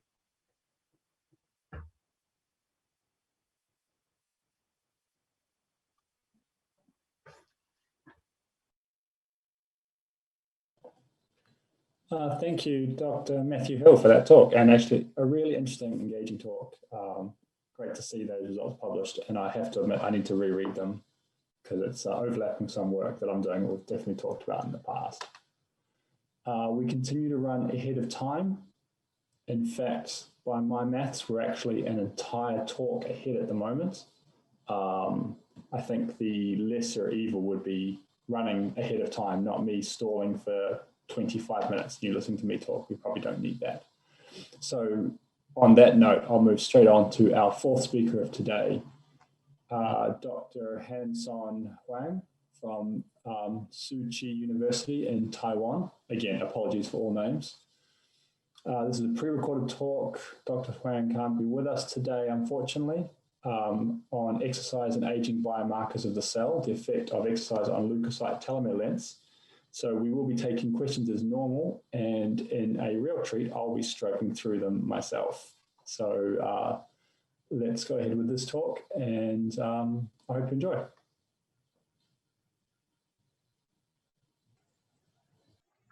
Hi, everyone. Welcome for watching my presentation. I'm Hanson Huang from Tzu-Chi University, Hualien, Taiwan.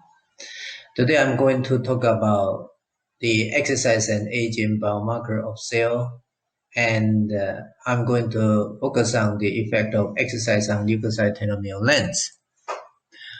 Talking about population aging in the world, according to United Nations, the people who are older than 65 will increase from more than 700 million in 2019 to 1.5 billion in 2050. And also the proportion will increase from 9% in 2019 to 16% in 2050. And when people getting old, the very end of the chromosome called telomeres will become shorter and shorter. And eventually some of the telomeres become sufficiently short, and the cell then can no longer divide and die. Therefore, telomere length is considered the biological marker of cell aging. And telomere length in most tissues declines with age. Therefore, age is negatively correlated with telomere length in most tissues. And especially the correlation is strongest in tissues with shorter telomeres, such as leukocyte, lung, stomach, transverse colon, and skin tissues. According to previous cross-sectional studies and longitudinal studies, leukocyte telomere length lost about 24.7 to 45.5 base pair a year. And leukocyte actually comprises granulocyte, lymphocyte, monocyte, and also some stem cells. When people getting old, people will become senescent. In addition to mitochondrial dysfunction, nutrient signaling dysfunction, chronic inflammation, and the stem cell exhaustion, DNA damage, and also telomere damage is the primary drivers of the aging senescence.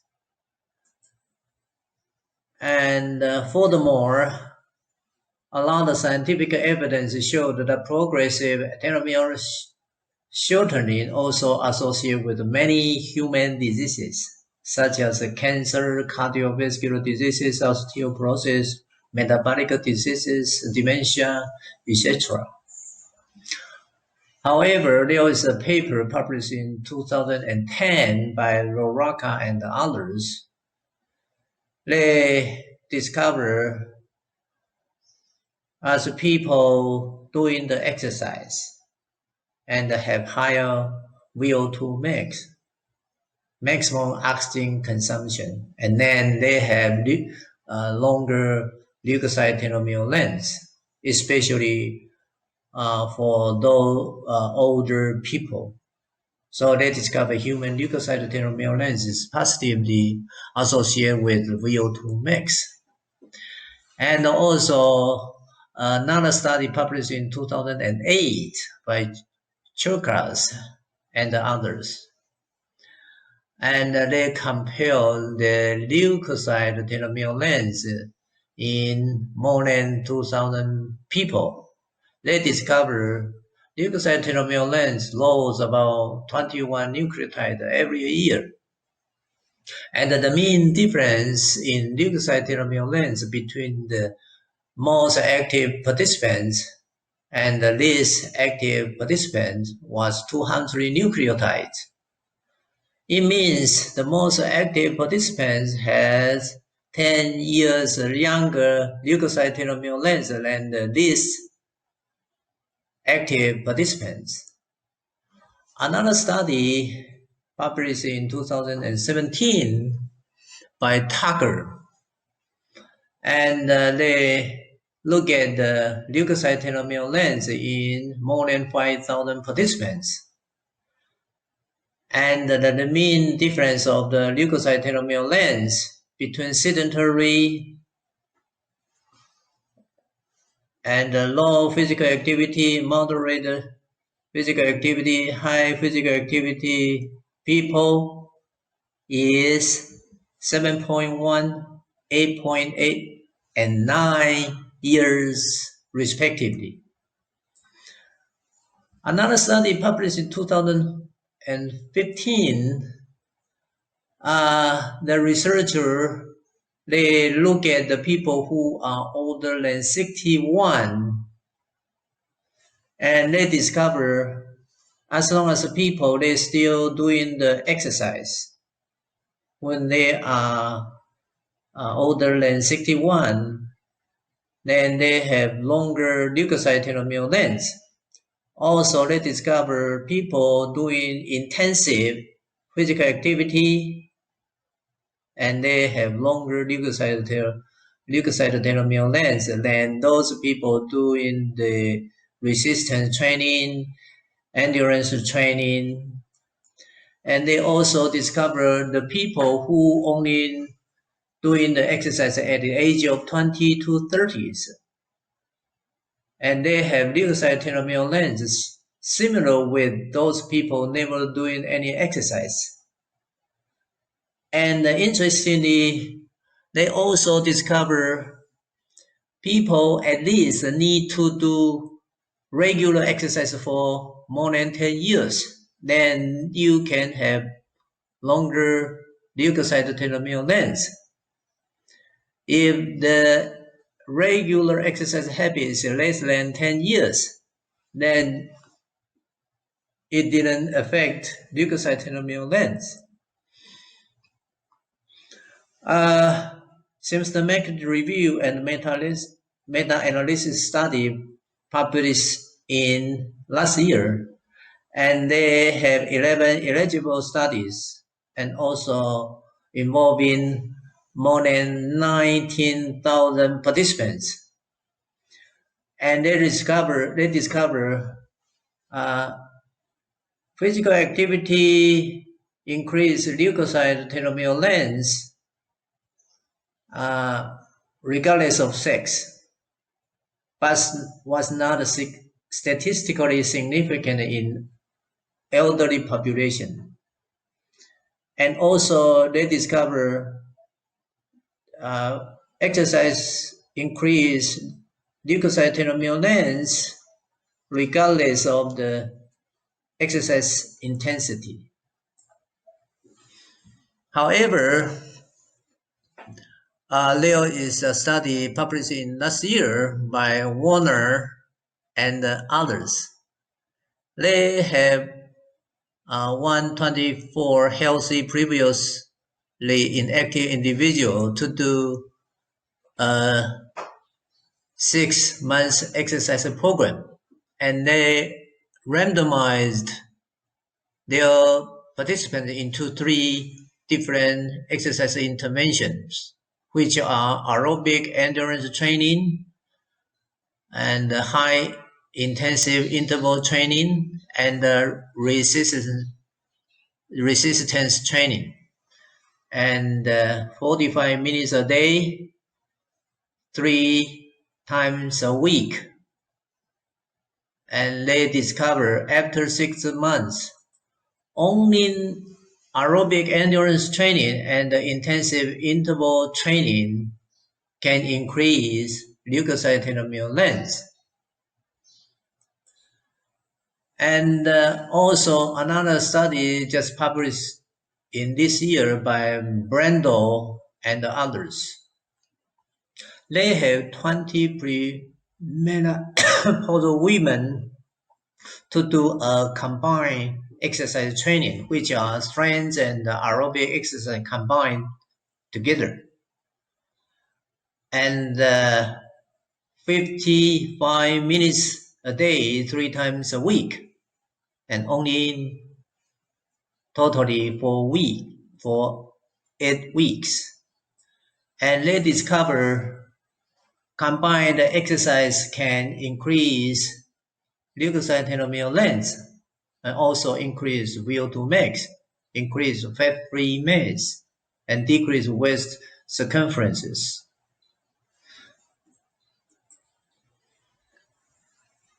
And also paper published in this year too by Nichols and others. They have 23 sedentary middle-aged adults to do low resistance, high repetition training 2 times a week, every time 1 hour for 12 weeks. And after 12 weeks, they discover leukocyte telomere length remained unchanged after the training intervention. But they discover a borderline significant increase in human telomerase reverse transcriptase expression.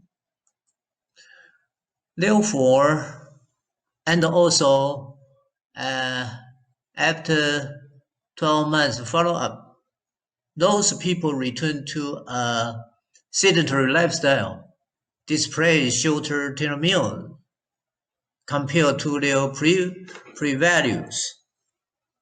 Therefore, their conclusion says 2 1-hour sections of low resistance and high repetition training per week have no substantial effect on leukocyte telomere length, but may improve molecular parameters associated with telomere dynamics. And that implies long-term exercise training is necessary to preserve leukocyte telomere length in previously inactive individuals. So this is the summary of my presentation. So leukocyte telomere length loss rates are between 24.7 and 45.5 base pairs a year. And regular aerobic, high intensity interval training and aerobic combined resistance training can preserve leukocyte telomere length.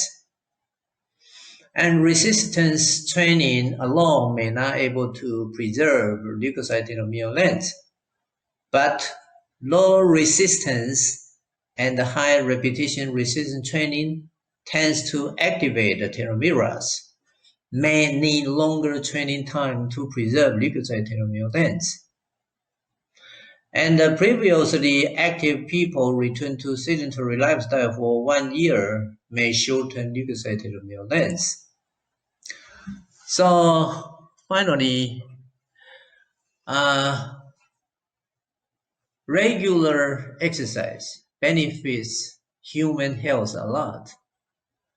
And also physical activity acts as a primary in prevention against at least 35 chronic diseases and conditions, and also can be prescribed as medicine to treat 26 different diseases, according to previous report.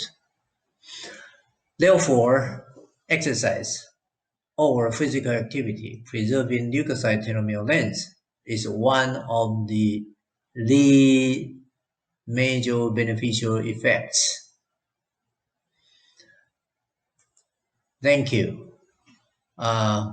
This is the end of my presentation. Thank you for your watching.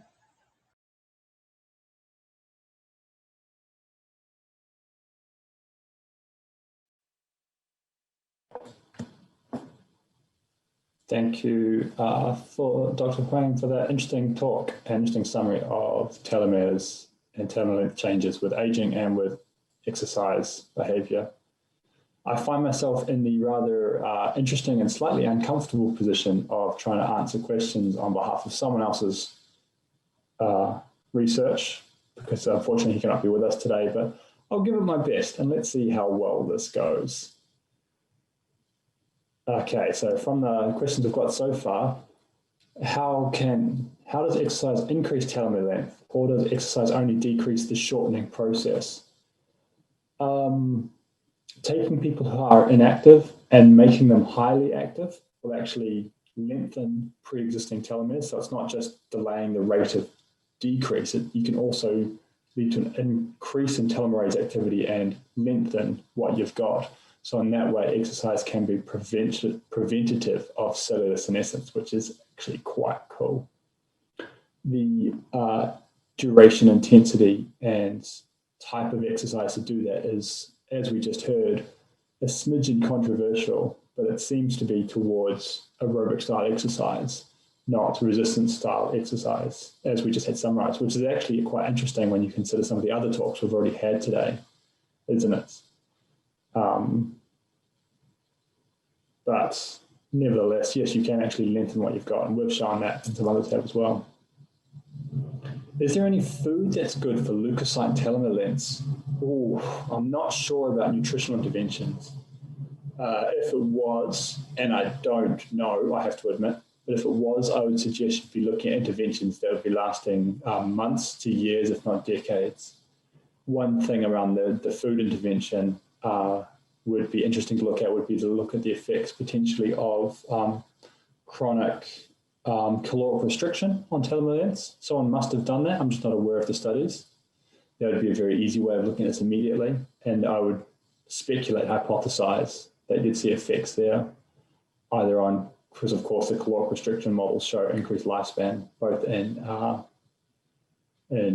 mice, rats, dogs, monkeys, and suggestions in humans as well. Marathon running. Is marathon running to preserve leukocyte telomere lengths?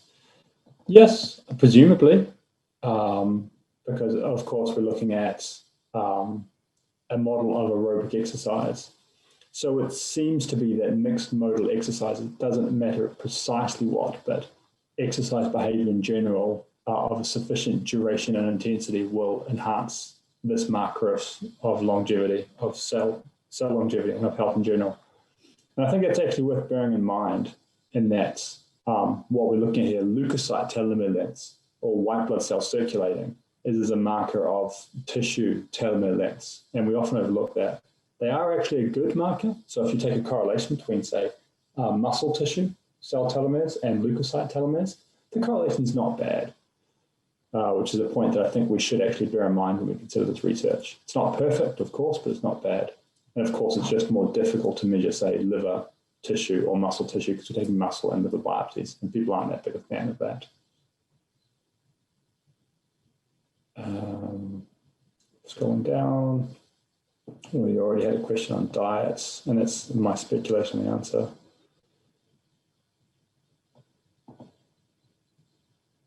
Is there an age limit to perform exercise? And is there a specific duration for the exercise required? In terms of the question about the effects with age, I don't believe so. That's me speculating, not knowing, but I would speculate there's not an upper age limit where you wouldn't see these effects. If anything, why absolute gains in any advantage with much older people tend to be smaller, the relative changes can actually be the same, if not slightly higher. So for example, taking 90-year-old frail individuals and looking at resistance training models, you see, of course, gain of muscle mass, and those relative changes can be quite large.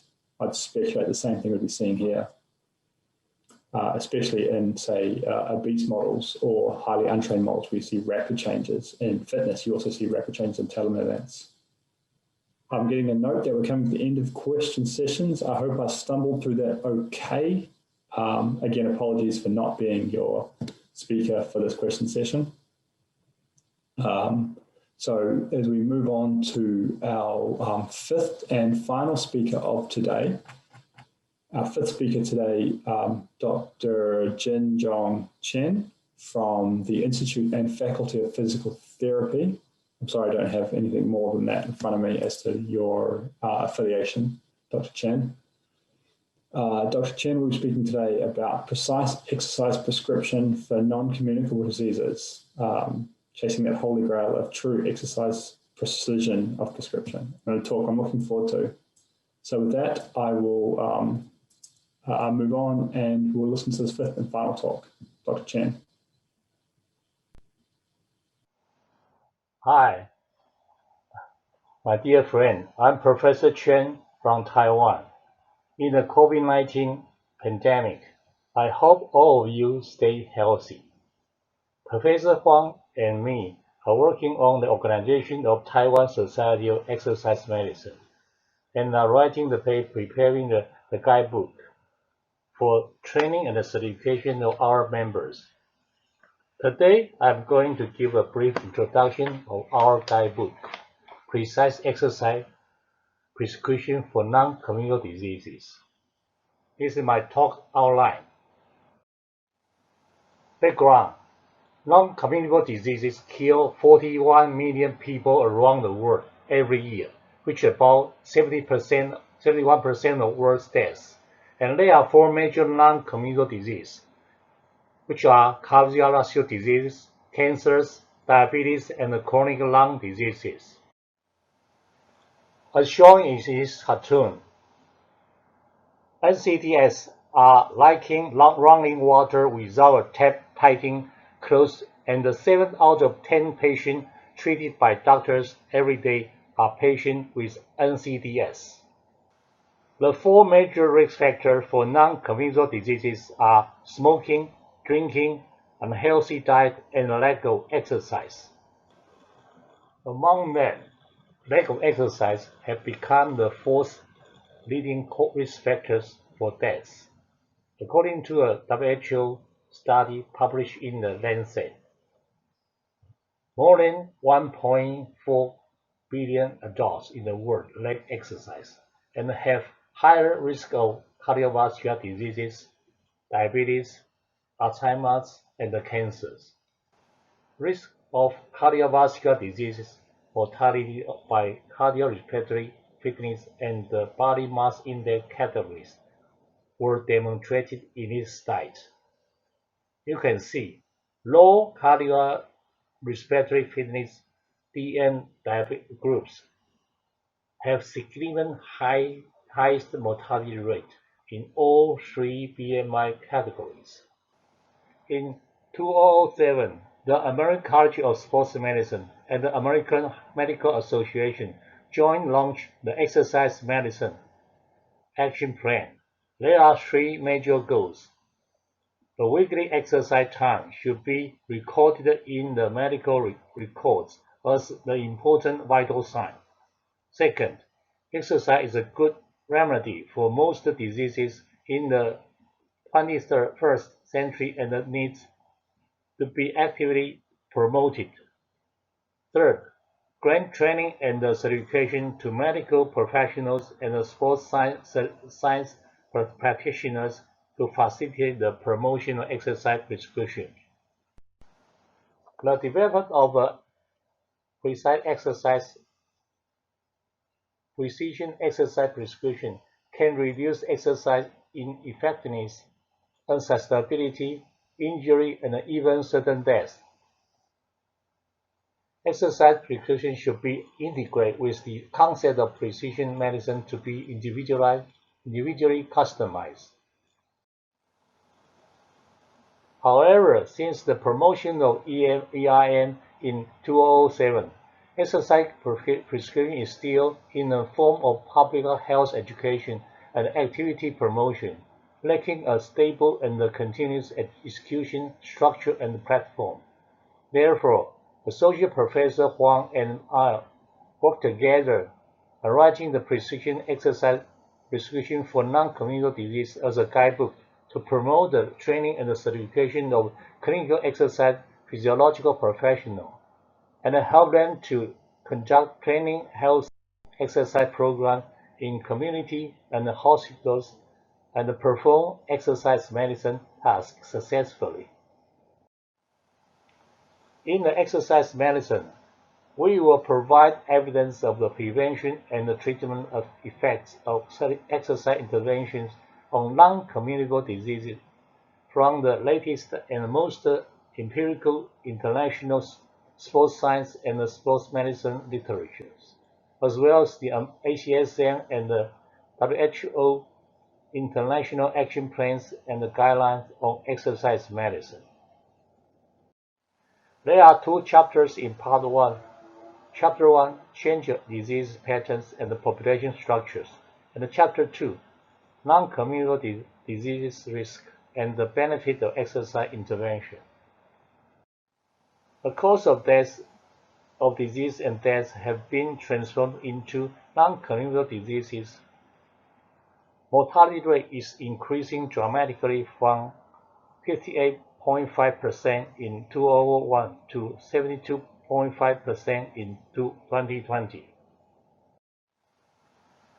Approximately 15 million people worldwide died from non-communicable disease between the age of 30 to 96 each year, and 85 of those premature deaths occurred in those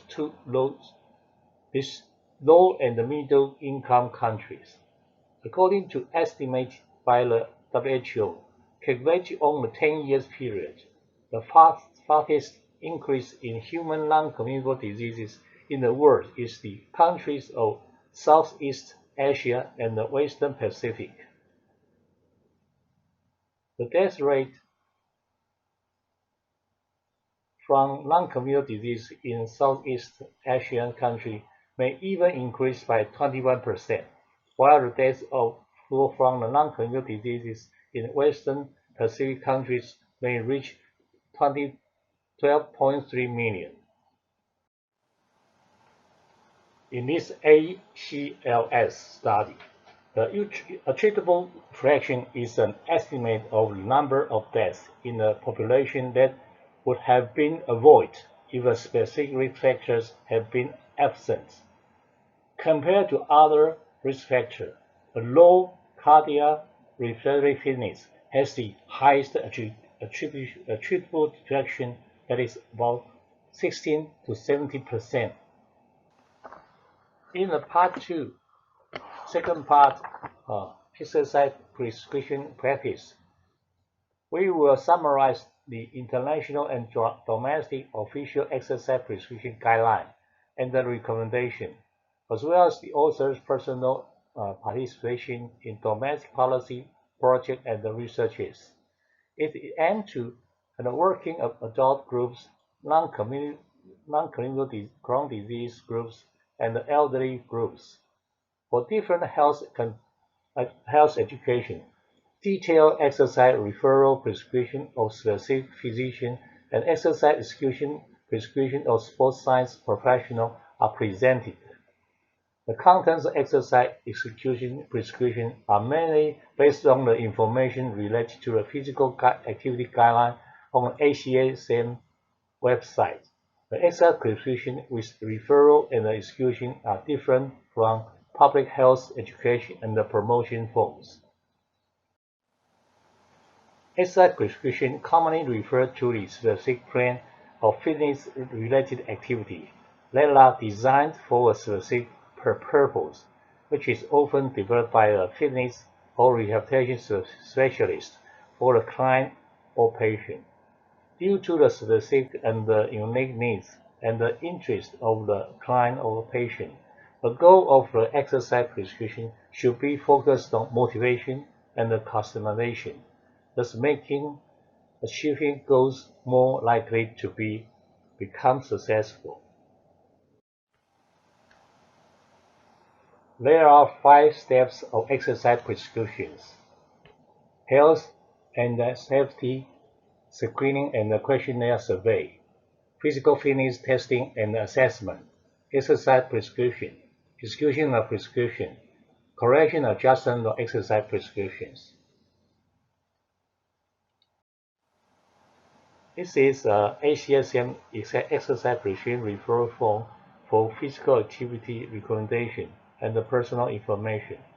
Healthcare provider refer patients to fitness instructors with this exercise prescription.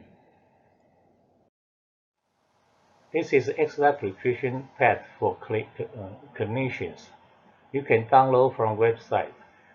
This kind of prescription will provide more detailed guidelines for specific diseases. There are 5 chapters in part 2, as shown in these slides. For all different health conditions, detailed exercise referral prescription and exercise execution prescription are presented in chapter 5, 6, and 7. And the contents of exercise execution prescription are mainly based on the information related to physical activity guideline on ACSM website.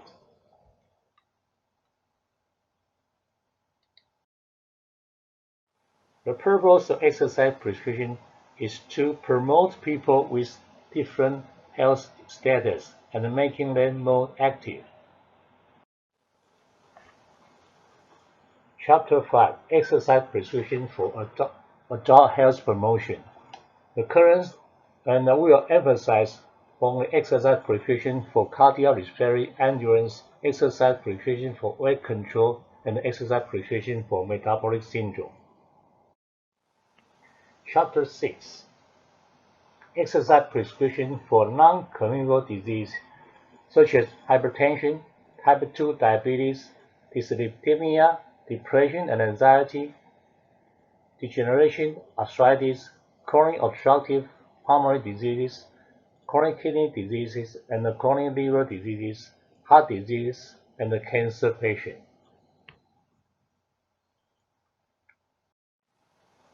This slide showing the mechanism of anti-cancer effects of exercise as a demonstration of in the textbook.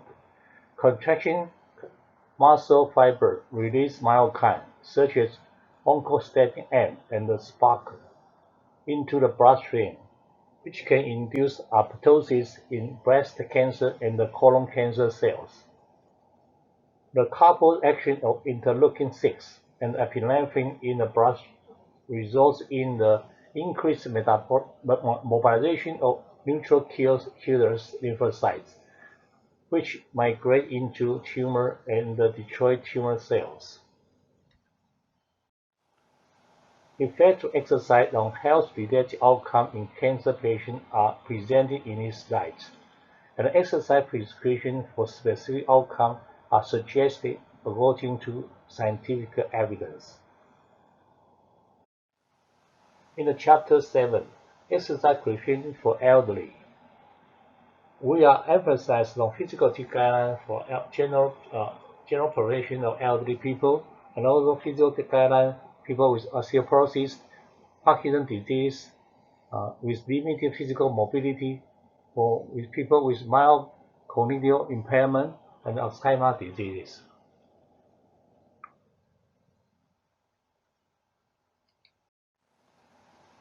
In the third part, the development of the precision exercise, we try to integrate the essence of and requirement of precision medicine based on the theoretical foundation of the first part and the practical needs of the second part.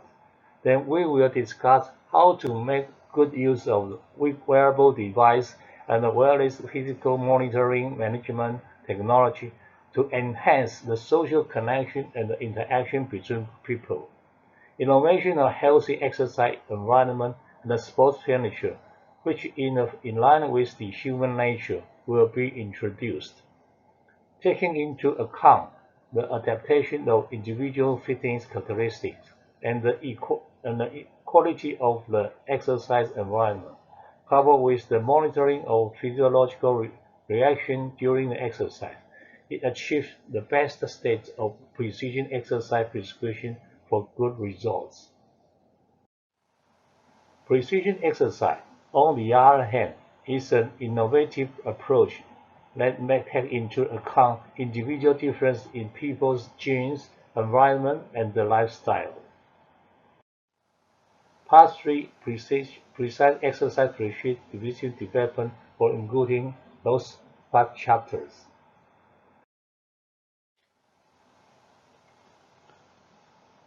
We will introduce the whole body vertical vibration and the whole body vertical acceleration as an alternative physical activity for health promotion, especially for people who are weak and sick.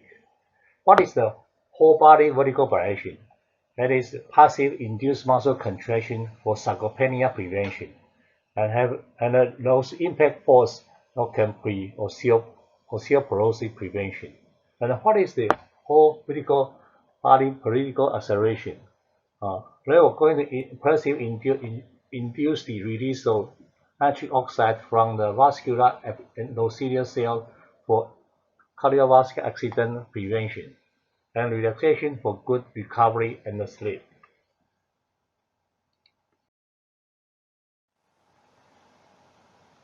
Breaking through in the current situation of home exercise triggered by the epidemic,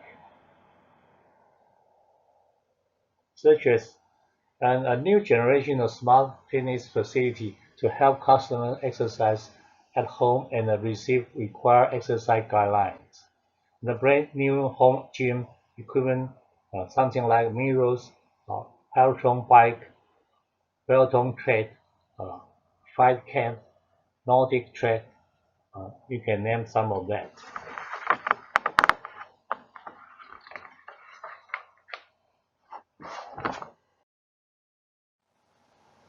The demand of home exercise in the lazy age will not be affected by the COVID-19 epidemic, and if every home is a gym, sports furniture could be useful for home exercise promotion.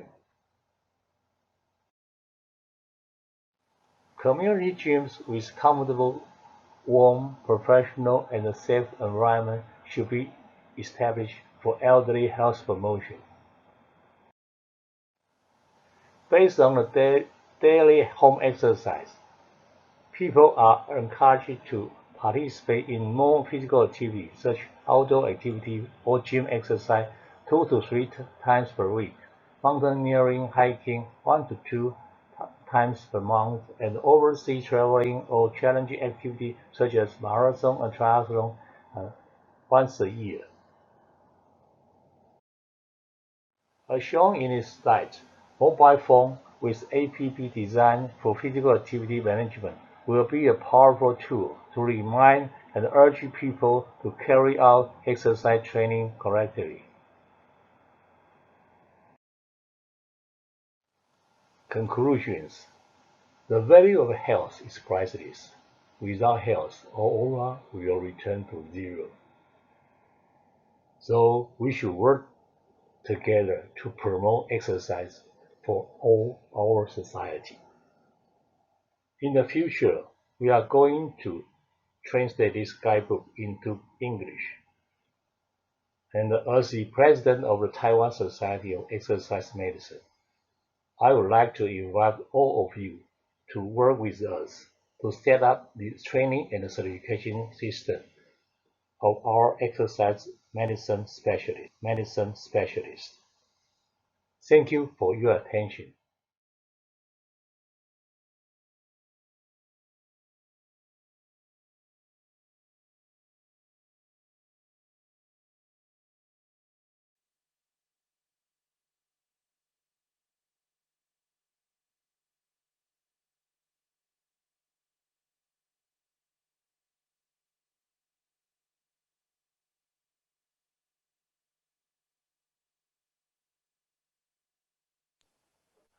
Hi, I'm Professor Chen, and I'd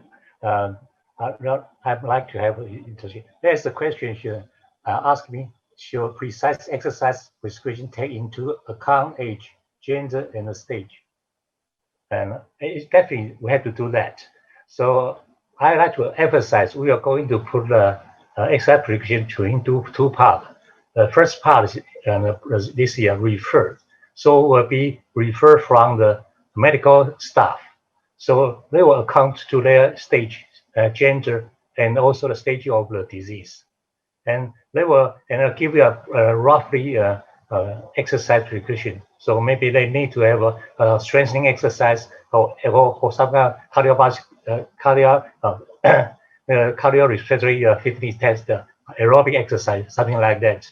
Then refer to the exercise specialist. They were going to do the exercise testing and to evaluate their fitness. So prescribe the exercise for each individual. So we are going to take care of the time for that. The other question is how to take care cancer treatment into account when prescribing exercise to the patient. According to the Australian Medical Association for cancer, they encourage people when they do have first time they have a diagnosis of the cancer, encourage them to do exercise to enhance their or improve their fitness. Then they can tolerate the chemotherapy or radiotherapy.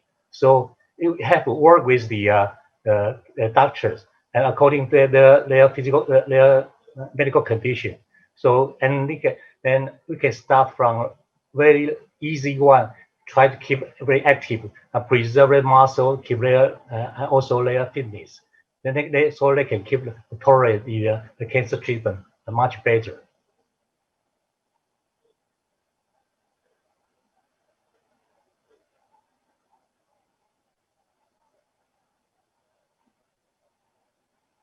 And right now, the guidebook is already finished the prescription, and we are editing the guidebook right now, and will be published in maybe in the beginning of next year, but it's in Chinese, and we are going to work with there to give a brief English transcription edit. We are different vibration frequency of the vibration machine has different effect on the body. Yes, we try to use the the range is set for every individual for per general person population, not for athletes. Athletes they can tolerate higher frequency and also the larger amplitude. We set the step one, and for low frequency, they will be ever relaxed, and for high frequency, they can stimulate the subject, and they, according to their tolerate, can adjust the frequency from lower one to higher one. And what type of exercise is good for diabetes patient? The major things you have to do both aerobic exercise and also the strength exercise. Now, strength exercise is try to enhance the muscle group, and also they can store more uptake the glucose. And for aerobic exercise, they can enhance their cardiovascular fitness. So both of aerobic exercise and strength exercise is good for diabetes patients. Thank you.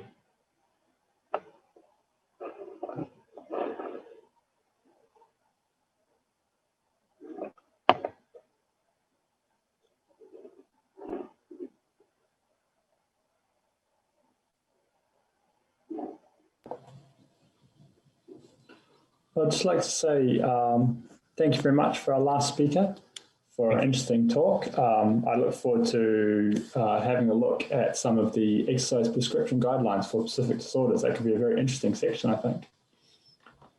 This brings us to the close of today's session on exercise and aging. What I hear was the final session of this conference on the World Conference on Exercise Medicine. So it just leads me to thank all of our speakers one more time, where I'd normally ask for a round of applause from everybody, but I guess that's not quite necessary in our current situation. Reflect perhaps on some of the themes we heard today. I think it's relatively inarguable that exercise behavior in older individuals tends to be good for them. Interesting to hear some of the caveats and arguments for and against resistance or aerobic training under specific circumstances, and indeed a warning from Dr. Hill about eccentric exercise loading and risk of fatigue in older individuals for risk of falls. However, that not being a call to not exercise, of course. So I've really actually genuinely enjoyed this session this morning, even though 3 to 5 p.m. in Kuala Lumpur time has been 7 to 9 a.m. in London time. And so I'm going to go find a cup of coffee, I think, after this. We have a small break now. At 5:45 p.m., the organisers are telling me the closing ceremony room will open, and at 6 p.m. local time, Kuala Lumpur time, we'll be having the closing ceremonies for the conference this year. So I hope as many people as possible can join us for that. And I will stop there. Thank you everyone for your involvement, and it's been a great session. Thanks all. A very good afternoon to our chairman, Dr. Sri, Dr. Jessie Lai, and of course our distinguished guest, Her Excellency, Dr. Petra Poniwoc from Hungary, the ambassador of Hungary in Malaysia. All right, so glad that you're here, you know, and we have actually made the entire closing ceremony much more vivid here. And I can see Dr. Jong, he is there. He is the Deputy Director General of Health, the gentleman who was waving to us. Thank you for joining in. Well, Dr. Jong has performed his duty in Sabah, and he's on self-quarantine for, I think you have a few more days, right? And I believe that Professor Dr. Zombo, are you here? Professor Dr. Zombo, all right? And from Hungary. And all these people here, and of course, their fellow speakers, colleagues of the International Scientific Committee on Exercise Medicine. And obviously, I see a lot of new faces here. I believe that you are all delegates to this conference. I thank you very much for your attendance. I'm sure that the objective of this conference has actually met our goals to empower and to deliver across all those papers that we have got them ready, and also the exercise leaders who has performed their routine, whether it's on live or whether it's on recorded version, all right? So it is extremely interesting. And I have to say something that this webinar was actually pushed by Dr. Jessie Lai to me, because I was still waiting when is the pandemic going to be over. Then Dr. Lai said, no, Dr. Lee, we are not going to wait. We're going to run on it. So that's here we go, all right? I always believe that things have to keep on going, and I would like to say thank you again to her because her drive, all right? She has always tell people that, I'm the person behind the whole show of this, but I believe that her drive has actually pushed me all the way, and it is that important. Now, I also like to say a few words of thank you again to the Kementerian Kesehatan Malaysia, which is the Ministry of Health in Malaysia, all right? They have given us extreme good support, and also over this year, our fourth World Conference, the Ministry of Health of Malaysia is also our co-partners in hosting this scientific program. So over the years, I believe that for the past 4 years, all right, the Ministry of Health has given us tremendous amount of support. So I'm not going to delay and here continue with what I'm going to talk about. I'm going to pass the mic to the Deputy Director General of Health, Dr. Jong, to say a few words representing the Ministry of Health Malaysia. Dr. Jong, your turn. Thank you.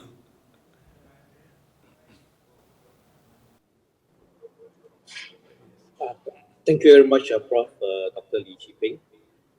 Good afternoon, good evening, good morning, Your Excellency, the Ambassador of Hungary, Dr. Petra Ponva-Pana, Dr. Sri Dr. Jesse Lai, Organizing Chairman of the World Conference on Exercise Medicine, members of the Scientific Committee, the speakers and the Working Committee, and all participants online for this closing ceremony of the scientific program. I'm very pleased to be informed that the scientific program has achieved its objectives to empower global populations to understand that exercise is indeed very important to combat non-communicable diseases, or NCDs as we know it, as NCDs are the main causes of morbidity and mortality worldwide. However, much is needed to be done. Evidence has shown that people living with NCDs are at a much higher risk of severe COVID-19 infections and COVID-19 deaths. Now, more so than ever, not only is preventing NCD is important to reduce the impact of COVID-19 infection on health outcomes, we also have to ensure that people living with NCDs can manage their disease well to reduce both the complications of the NCDs, but also their risk of adverse health outcomes to the COVID-19. This is where improved physical activity and a structured intervention for physical activity have an important role to play. I have been informed that the next program will be in Budapest, Hungary, and following that, hosted by Finland for 2022. I hope that we will see more countries joining Malaysia to fight against NCD, as this is a global commitment for a very important agenda. On behalf of the Ministry of Health Malaysia and as partner to this conference, I would like to congratulate the organizers for organizing this conference, and of course, congratulations to the Working Committee. But last and not least is my appreciation to the Honorable Ambassador for taking her time to join us, and also that Hungary is the next venue for the program of exercise. And with that, I'd like to say thank you and congratulations everyone for a very successful event. Thank you. Thank you very much, Dr. Chong. Okay. Dr. Chong is the Deputy Director General of Health in charge of public health. So he is actually the authority to talk about the present global pandemic issues. And what has been found out that the statistic of the present pandemic is that out of all those infected by COVID-19, 70% of them has comorbid, means those who suffer COVID-19 and died, 70% of them actually has a base comorbidity of high blood pressure, obese, or even hypertensive or cardiovascular diseases.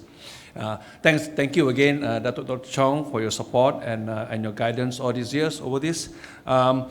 I'm going to continue the program here, and we're all going to invite our chairman to deliver her closing speech, and we'll wait forward to next year and see where it's going to head to. So inviting our chairman, who is also a global NCD activist, as she has been recognized last year as a global NCD activist, Dr. Jesse Lai, please. Thank you, Dr. Lee. Okay, can I see, are you all still here? And You're still here with full of energy. Can you type 1, please? Let me see. All of you, you can, if you are still here and you are still full of energy, yes. Can I see the response so that it shows that you have attended a very good section, a very good exercise medicine conference, and then now you are full of energy. Okay, yes, thank you very much. Good evening from here in Malaysia. I think maybe some of you now in your country is in the morning or in the afternoon. Okay, so today I would like to thank you, our Honorable Ambassador, beautiful lady from Hungary, Her Excellency Dr. Petra Ponivex Pana. Is it correct, your name? No. No, you did it excellently. The pronunciation is great. Okay, thank you for taking time from her extremely busy schedule to be here with us. And can I see your love? Please type your love sign to Her Excellency, please. Let me see your love, just type love shape. Yeah, you can, yeah, of course, you can type LOVE, but you can, yes, give a red, big love to her. I'm blushing. Yeah, and she's so shy now, but okay. I'm so proud to be here with her today. And also my sincere thanks to Dr. Chong Chi Kyong, the Deputy Director General of Health and the Ministry of Health Malaysia. Let's see, he's still here and from the first day until today. Thank you very much, Dr. Chong. I know, so we help you. At least you are in quarantine, but with a very good program to accompany you in your quarantine time, yeah? Okay, and we look forward to be a stronger continuous partnership to combat non-communicable disease. So all of us here, we are here, we have a mission. We want to fight with NCD, with a concept of exercise medicine. To all the scientist committee members and speakers, thank you for your your efforts and passion that has enabled us working together these past 4 years, and I hope many more in the future. And I hope to see you soon, very soon. Hopefully the pandemic getting well, and then we can meet somewhere in this world to meet all of our scientists in the world. So to everyone that has participated in this first ever webinar series, congratulations, you have attended the full series. So proud of you.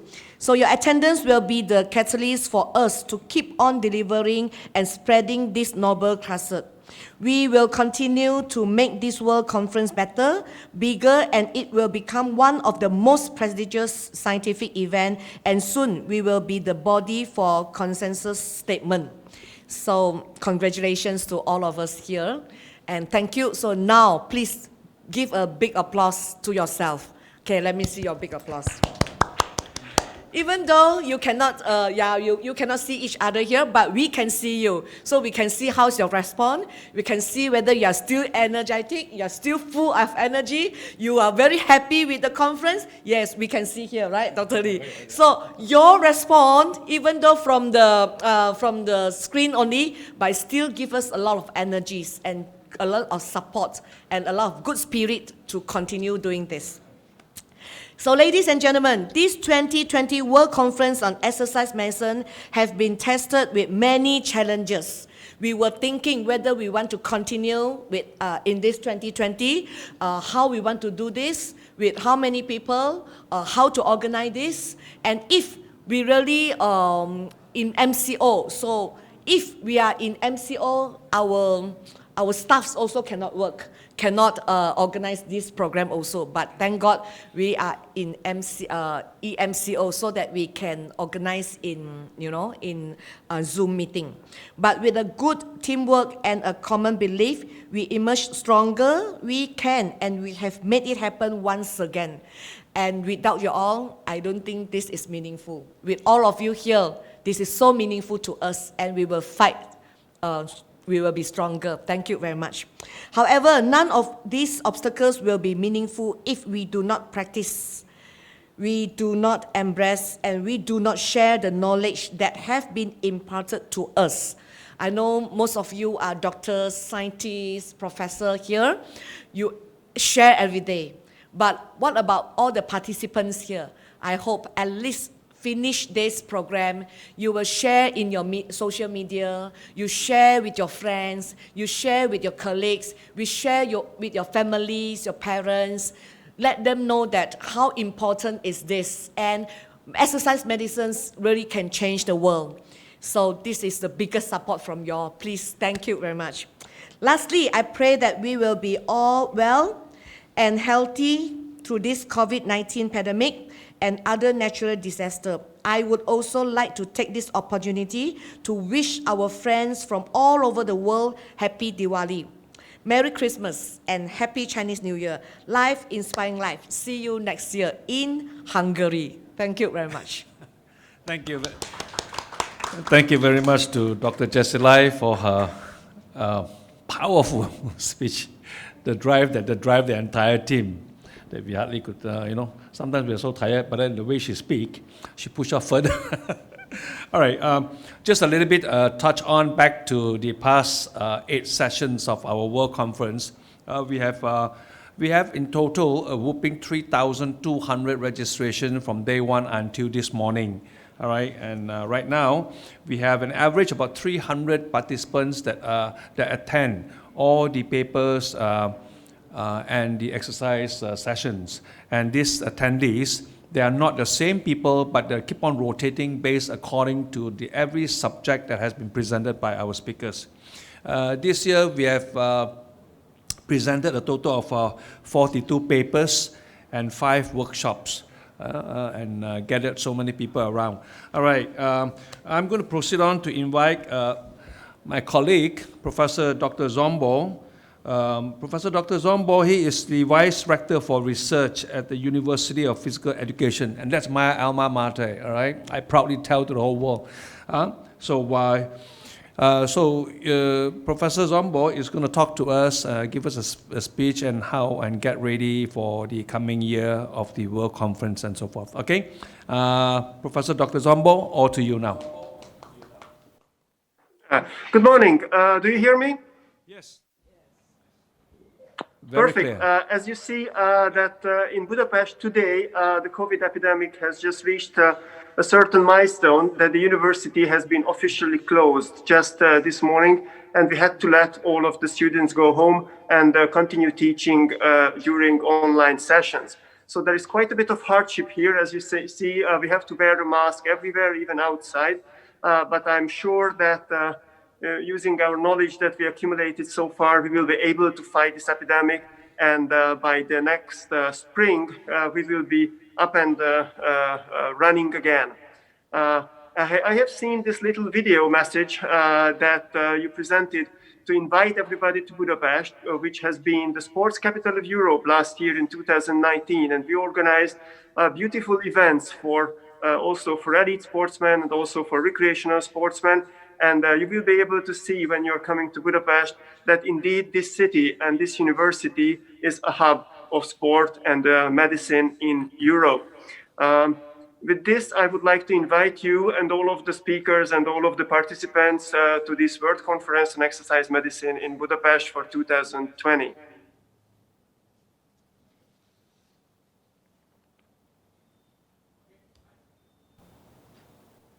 Is it on? All right, Dr. Zombo, thank you very much. So we look forward to going to Budapest. All right, my favorite country. Okay, now we've come to this moment that I think all of us in the running organizing committee has been waiting for. They were so excited when I received the news from Judith that Her Excellency is coming. I said, wow. Okay, now. Her Excellency, Dr. Petra Ponivoc from Budapest. She is the Honorable Ambassador of Hungary in Malaysia. And it is so, we are so delighted to have you here to give us our speech and to address the working committee as well as the speakers and the scientific committee and towards the attendance. Dr. Petra, thank you. Please. Thank you. Thank you very much. And for those who didn't recognize me on that previous picture, it was like some 4 years ago. But it's me, yes, it's Petra Ponevac-Pana. let me greet you, ladies and gentlemen, and to wish everyone here in Malaysia and in Asia a good afternoon, and for those in Europe and other countries a very good morning. I'm very much delighted to be here for this closing ceremony, and at this point I would like to thank Dr. Shri, Dr. Jessie Lady, organizing chairman, also Dr. Chong Chi Keong, the Deputy Director General of Health of the Ministry of Health of Malaysia, keeping fingers crossed for you and for your quarantine, and I hope that we will be able to meet very soon, if not in person, then via internet. And I would also like to thank for all the members of the International Scientific Committee on Exercise Medicine, fellow speakers and exercise leaders, delegates, and the working committee led by Dr. Lee, Chair Fang. Thank you once again for the invitation. I understood that this scientific program has been ongoing since 2017, and this year is the 4th edition. I'm very glad that there is someone leading these steps to combat NCDs. NCDs that affect both Hungary and Malaysia. And we are united in the fight against the health-related issues that are caused by obesity, heart disease, arthritis, or old age. So once again, Dr. Jessie Lay, congratulations to you for this successful scientific program. And this moment is very special for me, as I'm representing my country, my beloved country, Hungary, that will receive the conference flag and be the host for 2021. Special to us at the Ministry of Foreign Affairs and Trade of Hungary as well, this event, because our Minister, Peter Szijjártó, just last year signed the Strategic Cooperation Agreement with the University of Physical Education in Budapest. The university is committed to serve as a research hub for exercise medicine, and the university is supported by the government of Hungary as well. Dr. Lee, who is our alumni, I am very happy that you have continued your pledge that you have made upon your doctorate study. And I'm also aware that you have been in touch with the university since your graduation back in 2003. So I'm once again indeed grateful to Dr. Shri Jessie Lay for the continuous effort, even in these difficult days. What else can I say? I just promise to you that we will be continuing this way and to do our best for the next year. And I would be really glad if we can meet in Budapest. So I'm leaving you with this message. Let's meet in Budapest in 2021. Thank you very much for your attention. Thank you so much, Your Excellency. Thank you. Thank you very much. Your speech has given us a lot of encouragement, and I'm sure the TF, the institute in Budapest, it's all hyped up now. All right, and yes, of course, my pledge when I graduated in my doctorate, I was told by the scientific committee that I have to continue my work, and I've been continuing ever since until I met up with our chairman. We have moved leaps and bounds across. And I would also like to proudly say that together with the Ministry of Health and of course the drive from our chairman, exercise medicine has been introduced into the ASEAN countries. We have been accepted as the matrix partner, and the country Laos has agreed to be the leading country to bring exercise medicine. Because as we all know, exercise medicine is a new discipline. We are working across borders. The other programs that our global NCD activist, Dr. Lai, that has been going on, we have crossed 4 countries right now. We have crossed to Pakistan, India, Medan, Malaysia. So these are the 4 countries that we have crossed, and also including Taiwan. Where is Dr. Hanson Huang? There you are, Dr. Hanson Huang. He has been very busy. You owe me a cup of coffee because I chair your session today. All right. So Crossing Borders, Fighting NCD is another international program that we have been going on actively. All right. Now, let us cut all the talking. And I know one of my friends who received this schedule for the closing ceremony said, "Lee, you have got 6 speeches." I said, "Don't worry, it's a short one." All right, we have come to the moment here that, which is the moment that every year we practice this, where our chairman will hand the World Conference flag to the next host, which is in Hungary and will be represented by Her Excellency, the Ambassador of Hungary. Let's do this. Let's take the chair away.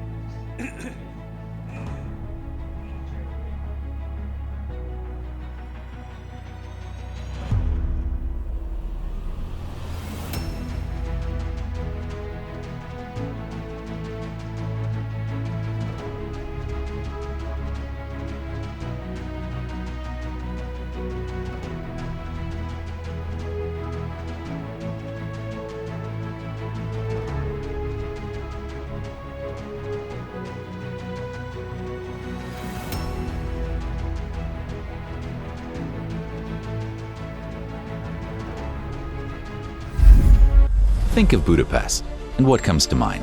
That it is one of the best cities in the world? That it offers so much to explore? That it has an exciting history, with numerous museums, concerts, and festivals? Or that you are always made welcome here? One thing is sure, Budapest is one of Europe's most dynamically developing capital cities.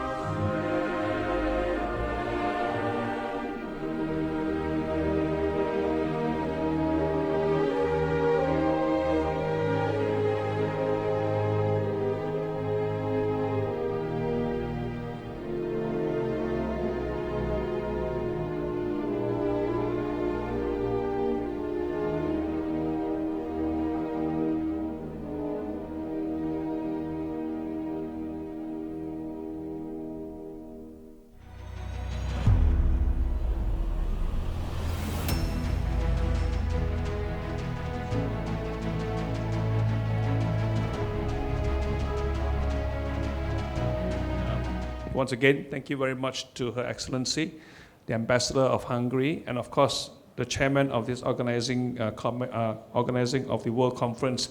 And then thank you everyone, those who have registered. Thank you to the speakers, and thank you to the exercise leaders, all right, and also the scientific committee on exercise medicine. So we will meet again next year. Bye-bye.